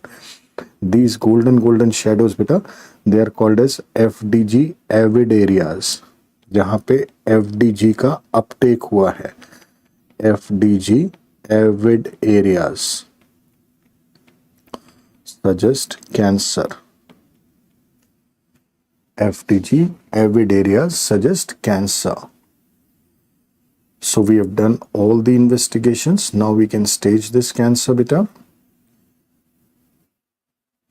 So for staging purpose, we use the TNM staging, where T is for tumor, N is for lymph node, and M is for metastasis. TNM. Related to tumor beta, very simple to remember. The cancer starts in the mucosa. So if it has gone into the submucosa, T1, muscle, T2, there is no serosa in the esophagus. So adventitia, T3, and then adjacent organs, T4. Now in the adjacent organs beta, if there is involvement of organs like membranes, pleura, pericardium, diaphragm, then it is T4A. If there is involvement of the solid organs like trachea, bone, aorta, then it is T4B. Right? तो एक बार करेंगे बेटा. T1 submucosa, T2 muscle, T3 adventitia, T4 adjacent organs. T4A pleura, pericardium, diaphragm. T4B trachea, bone, aorta. Right? T1 submucosa, T2 muscle, T3 adventitia, T4 adjacent organs, T4A pleura, pericardium, diaphragm, T4B trachea, bone, aorta. Right? Let's learn this beta quickly. एक बार ऐसे याद करेंगे बेटा. T1 submucosa, T2 muscle, T3 adventitia, T4 adjacent organs, T4A pleura, pericardium, diaphragm, T4B trachea, bone, aorta. Now you have to say from your vocal cords beta. T1, T2, T3, T4, T4A, T4B. Let's do it once again. T1, T2, T3, T4, T4A, T4B, T1 submucosa, T2 muscle, T3 adventitia, T4 adjacent organs, T4A pleura, pericardium, diaphragm, T4B trachea, bone, aorta, T1, T2, T3, T4, T4A, T4B. Wonderful. Very good.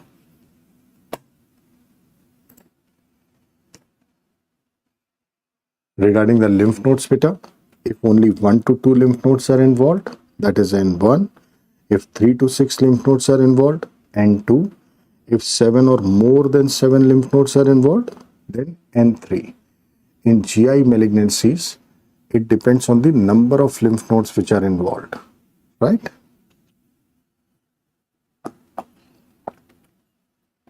And M1 is metastasis, distant metastasis.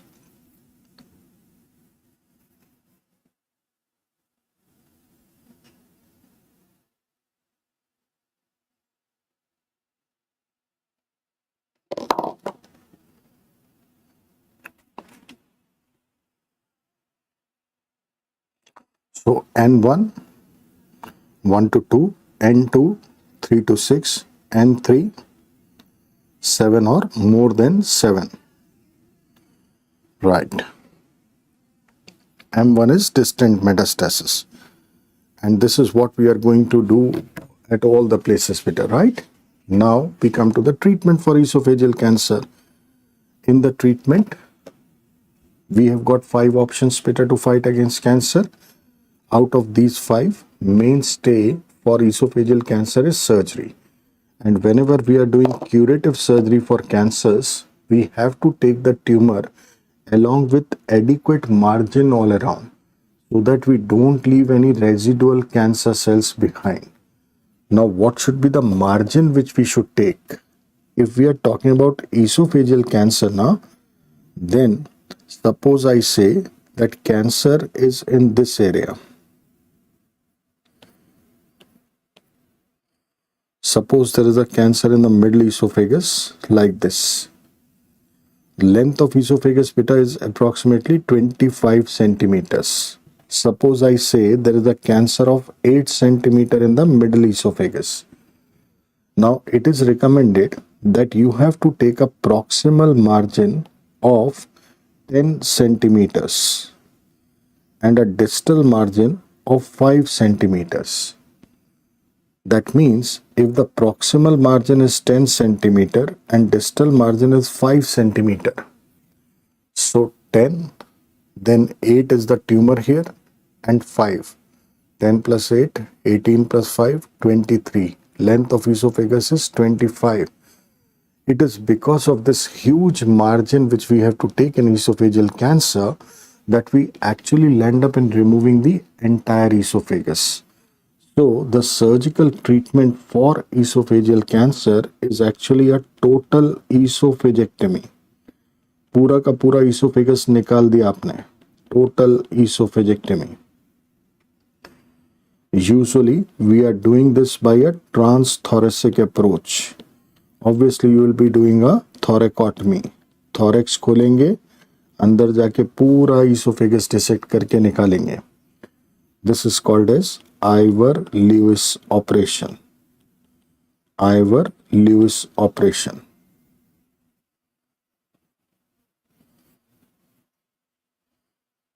Now, if we take a look at the picture, what we are actually doing here,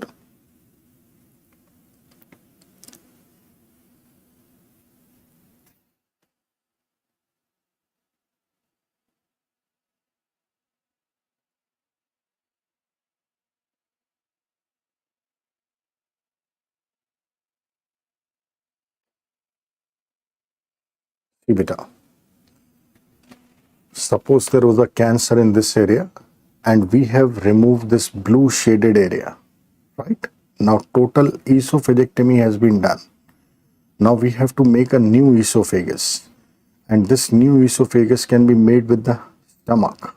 We actually mobilize the stomach in such a way that we make the stomach as a tube, and then we connect the esophagus with the stomach like this and do the reconstruction, right? So total esophagectomy with esophageal reconstruction using the stomach. Early complication what we come across in these cases is wherever we have put the sutures, these sutures can break, anastomosis leaks, and then the contents can spill into the mediastinum, which can lead to pulmonary complications. However, if the anastomosis is fine in the initial phase, maybe after few years, if everything was going on fine, this healing occurs here, fibrosis can occur, and fibrosis can lead to narrowing, that is a stricture can form in this esophagus. So these can be the complications what we can come across.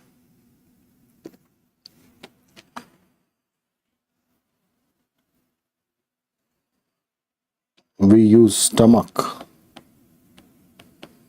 is used for esophageal reconstruction. Now, early complication,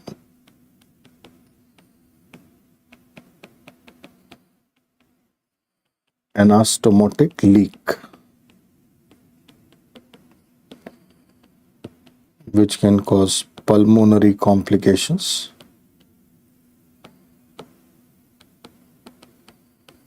And late complications, stricture, esophagus. Late complication, stricture esophagus can occur.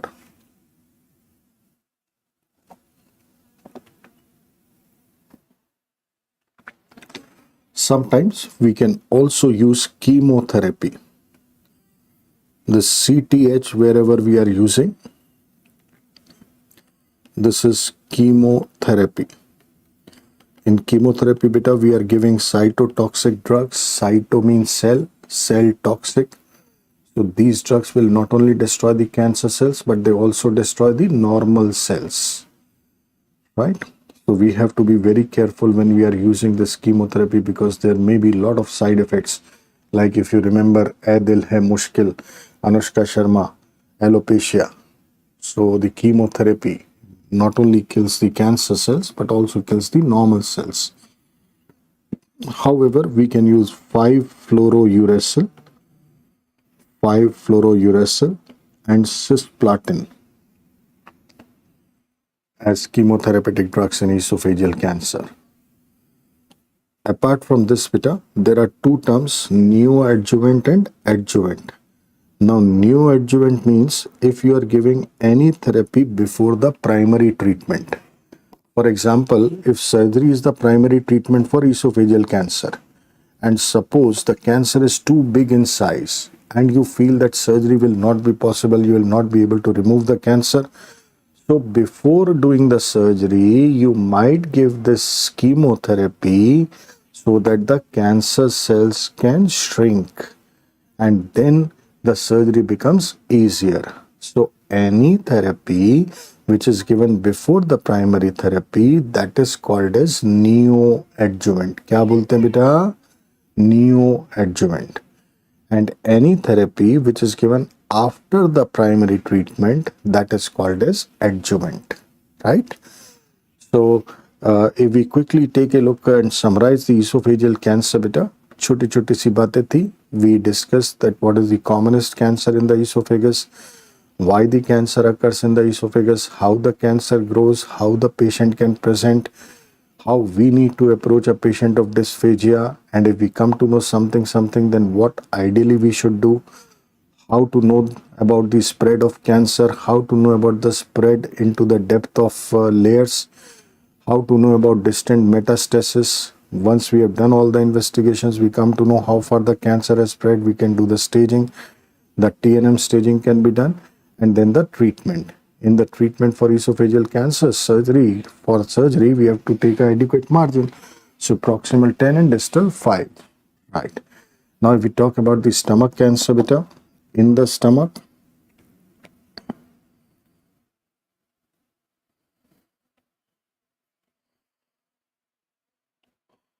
we know this is all going to be lined by columnar.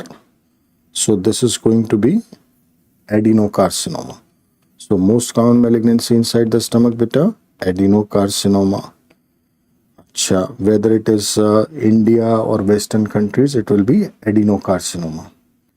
Most common site, if we take a look, beta, Helicobacter pylori is a common culprit in developing world. And Helicobacter pylori, bhai sahab jo hai, he lives in the pre-pyloric region. So the commonest site of malignancy inside the stomach is actually the pre-pyloric region. Most common site of malignancy in the stomach is the pre-pyloric region. However, in Western countries, majority of malignancies are related to reflux, gastroesophageal reflux. That means when the acid will be refluxing, then it will be this particular area which will be bearing the major brunt. So in Western countries, it is the cardia of stomach. In Western countries, it will be the cardia of stomach, which is more common. That means, beta, just to summarize and remember, if we talk about the Western countries,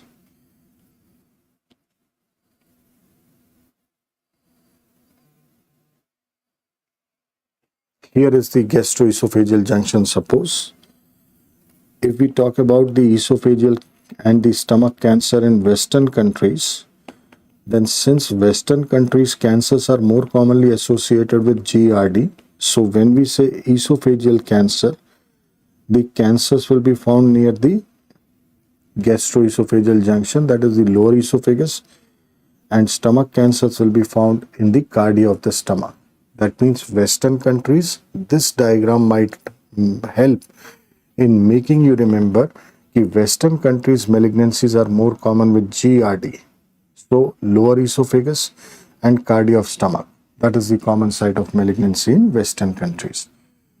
Acha beta, if we take a look at the various risk factors, smoking, alcohol, high salt, high pickle, smoked food, canned food, less vitamins, antioxidants. A common culprit for stomach cancer is this bacteria, Helicobacter pylori. Even there is a virus, Epstein-Barr virus. Epstein-Barr virus, which is a common culprit for the stomach cancer. So one bacteria and another virus, they are also common culprits for malignancy in the stomach. Then if we take a look at the different pathologies, there is a autoimmune or atrophic or type A gastritis, where antibodies are formed against the parietal cells, and that leads to cancer in the fundus of the stomach. Type B gastritis is H. pylori, Meniere's disease, reflux gastritis. This is a patient who has undergone previous gastric surgery. Just to remind you, beta, if this is the esophagus and this is the stomach, suppose you have removed this part of the stomach. Now what we do is, we are left with only this part of the stomach. Now we cannot connect it with the duodenum. We actually bring the jejunum and we make the connection with the jejunum. So whenever you have connected the stomach with the jejunum, you know this is a gastrojejunostomy. There is no sphincter at the junction. So the gastric contents will be coming into the jejunum and jejunal contents will be refluxing into the stomach. Jejunal contents are alkaline. So alkali reflux in the stomach will cause damage to the stomach mucosa, intestinal metaplasia, and that can lead to cancer. Even gastric ulcers should be considered as malignant unless proven otherwise. So they are also associated with the risk of cancer. Adenomatous polyps associated. Genetic factors like P53, SMARCA1 and ROA, they can be associated with stomach cancer. Pathologically, if we try to take a look at how the cancer grows inside the stomach, there can be a growth, there can be an ulcer, or sometimes there is a diffuse cancer inside the stomach, which involves the entire stomach. This diffuse stomach cancer, which involves the entire stomach, this is called as Linitis plastica or a leather bottle stomach. Right?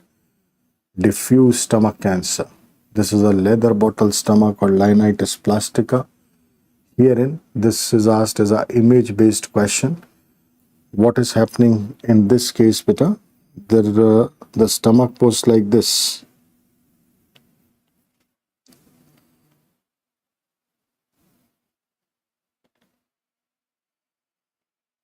Suppose the stomach was like this.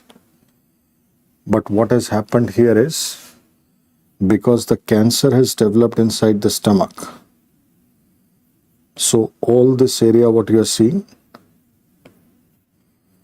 there is cancer here. And now when you are doing a contrast study, the contrast is just flowing through the lumen of the stomach. That is why on contrast study you are seeing only the lumen of the stomach. Other things you are not seeing.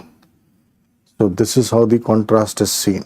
This simply means there is a diffuse gastric cancer. This is just like a leather bottle stomach or Linitis plastica.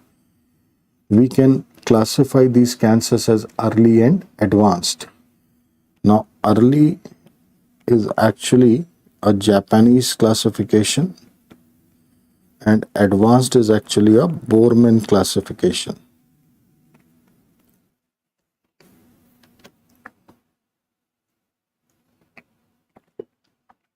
What is early and what is advanced stomach cancer? You know the different layers in the stomach: mucosa, submucosa, muscle and serosa. If only mucosa, submucosa is involved, we call it early. If the muscle is also involved, we call it advanced gastric cancer, irrespective of lymph node involvement. Lymph node may or may not be involved. That means if only mucosa, submucosa is involved, that is early. If mucosa, submucosa and muscle is also involved, then we call it as advanced. Lymph node may be involved in early or advanced. Then there is a molecular classification. In molecular classification,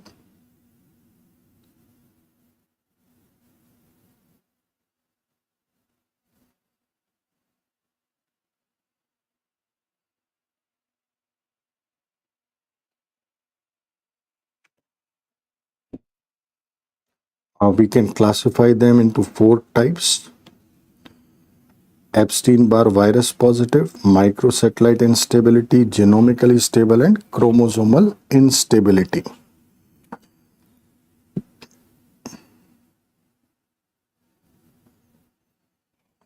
How these gastric cancer patients can present to us, beta?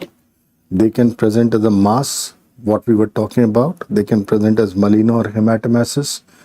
Anorexia, weight loss, may be involving the lymph nodes, so lymph node enlargement would be there. A Trousseau sign can be seen in stomach cancer. This is actually migratory thrombophlebitis. Migratory thrombophlebitis. What happens, beta G? In malignancies, there are certain cancers which produces certain substances which changes the property of platelets. So the chances of inflammation of the veins increases because of aggregation of platelets here and there in the veins. Most commonly, this Trousseau sign is seen in pancreatic cancer. Most commonly, Trousseau sign is seen in pancreatic cancer.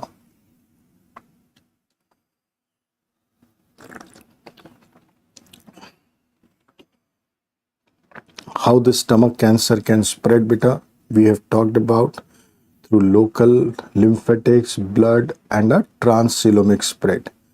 Locally, dekhte beta, if suppose I say that this is the stomach, what you are seeing, and now suppose there is a cancer in the proximal part of the stomach. Here you know there is spleen. This what you are seeing is the spleen. And here what you are seeing is the pancreas.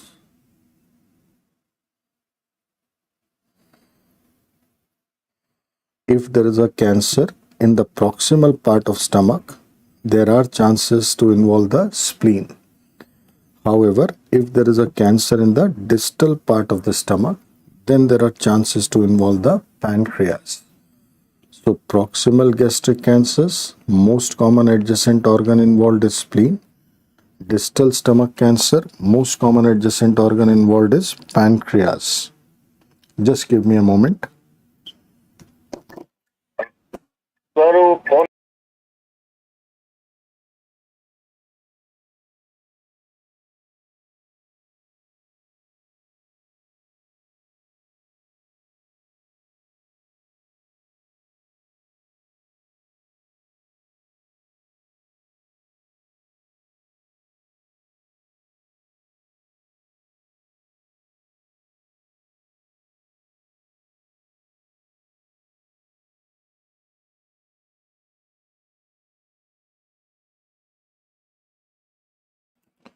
Right, beta. So, through lymphatics, the principal lymph node for foregut malignancies will be celiac lymph node. And through blood, most commonly it will be going into the liver. Also, one thing which we discussed, beta, about the transcoelomic spread or the direct peritoneal spread. Now, if you look at this image, beta, if suppose there is a stomach here and there is a cancer here, sometimes these cancer cells can break from the stomach and they can spread here and there in the peritoneal cavity. If they are lying on the peritoneal surface, they are called as peritoneal seedlings or peritoneal deposits. If these cancer cells, they collect around the umbilicus, periumbilical tumor deposits, they are called as Sister Mary Joseph nodule. Can you see this nodule here, beta, around the umbilicus? This is the lady of gastric cancer presenting with nodules around the umbilicus. This is the Sister Mary Joseph nodule, right? That is because the cancer has spilled in the peritoneal cavity and the cells have collected around the umbilicus. If the cancer cell deposit on the ovary, Krukenberg tumor. If they deposit on the rectal wall, Plummer's shelf. Right. So peritoneal seedlings or deposits. If the cancer cells deposit around the umbilicus, peri-umbilical tumor deposit. Beta, this is a very hot question, very commonly asked. Sister Mary Joseph nodule. Ovarian tumor deposits called as Krukenberg tumor.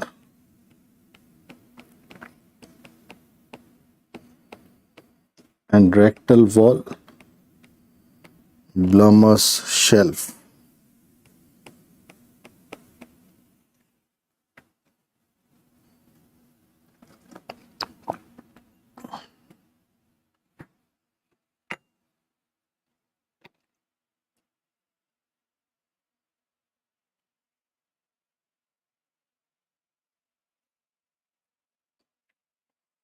Sometimes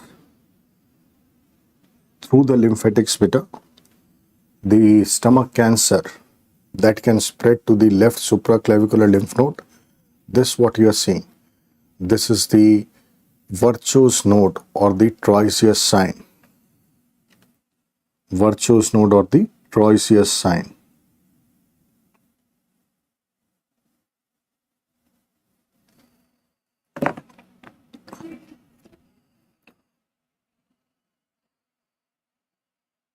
Actually, the stomach cancer first spreads to the perigastric lymph nodes, and then it spread to the celiac lymph node, and then it can go into the left supraclavicular lymph node, which is called as Virchow's node. This is the Troisius sign. Troisius sign.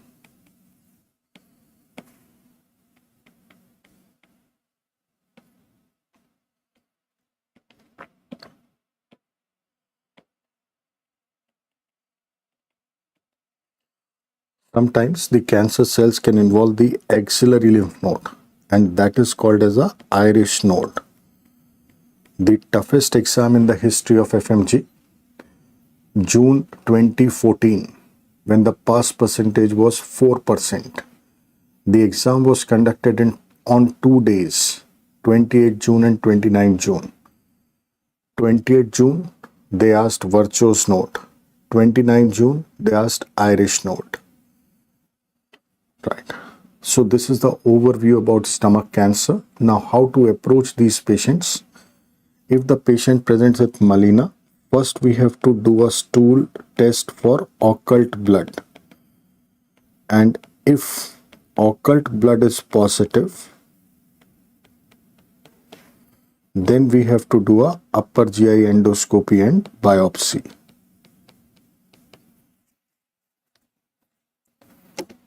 Because if the patient is presenting with melena, then the bleeding has to be from upper GI tract. You do a upper GI endoscopy, and if you see a mass in the stomach, you can take a biopsy. If the patient presents with a mass in the abdomen, first investigation will be ultrasound of the abdomen. If on ultrasound you see a mass, then you do a upper GI endoscopy and you can take a biopsy. So beta, what will be the investigation of choice for stomach cancer? It will be upper GI endoscopy and biopsy.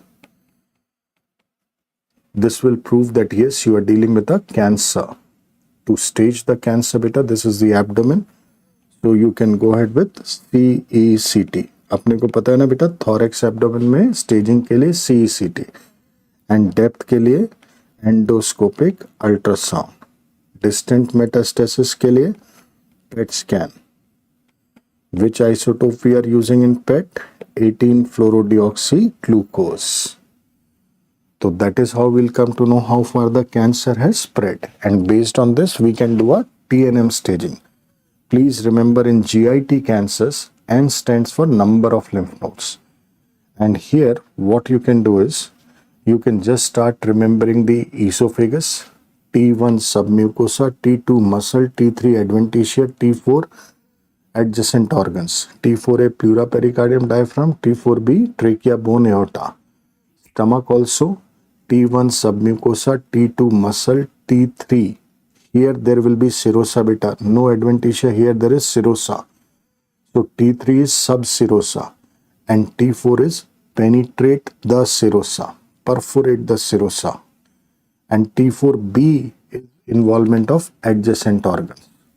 So T1 submucosa, T2 muscle, T3 subserosa, T4A perforate the serosa and T4B adjacent organs. Lymph node same story beta. N1 1 to 2, N2 3 to 6, N3 7 or more than 7. However, N3 can be classified into A and B. 7 to 15 A, more than 15 B. And M1 is distant metastasis. The treatment for stomach cancer beta, again the mainstay of treatment is surgery. And the margin of resection around the tumor which we need to take is 5 centimeter. Now just have a look beta here. If suppose I say there is a cancer in the proximal part of the stomach. And now if you have to take a 5 centimeter margin. So you will be taking a 5 centimeter margin like this. Like this.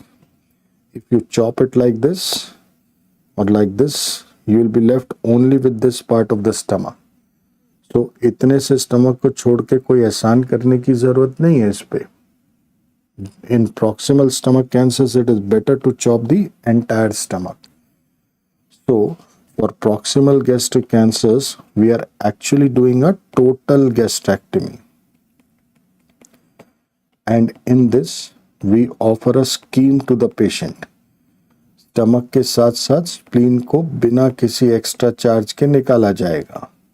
So we do a total gastrectomy with splenectomy in proximal gastric cancers. But if I say that suppose there is a cancer in the distal part of the stomach, so if there is a cancer in the distal part of the stomach, and now when you have to take a 5 centimeter margin, so you can take a 5 centimeter margin like this. And by doing this, you will be able to preserve this part of the stomach. So instead of doing a total gastrectomy, for distal stomach cancers, we prefer doing a partial gastrectomy. Partial gastrectomy. And this is also called as subtotal gastrectomy. So this is the treatment what we are doing for stomach cancers. Right beta? So this is all about the stomach cancers. Now I would request all of you beta that we are taking a break here due to some work. I'll have to leave and I think I would be back somewhere around 4 o'clock. So we will be starting our next session at around 4 o'clock. Okay, if there is any delay, I'll definitely communicate to you. By this time, I would just like you to see this session once again. Every one of you beta, ध्यान से सुनेगा इस बात को. Every one of you, please see that session once again where we did not have any workbook. There was a black screen and we were just trying to make the concepts. Look at that once more whenever you get time in these 2 hours 15 minutes. Thank you very much for your patience. May God bless you. Wish you all the best and let's meet at 4 o'clock in the afternoon. God bless you. Bye-bye.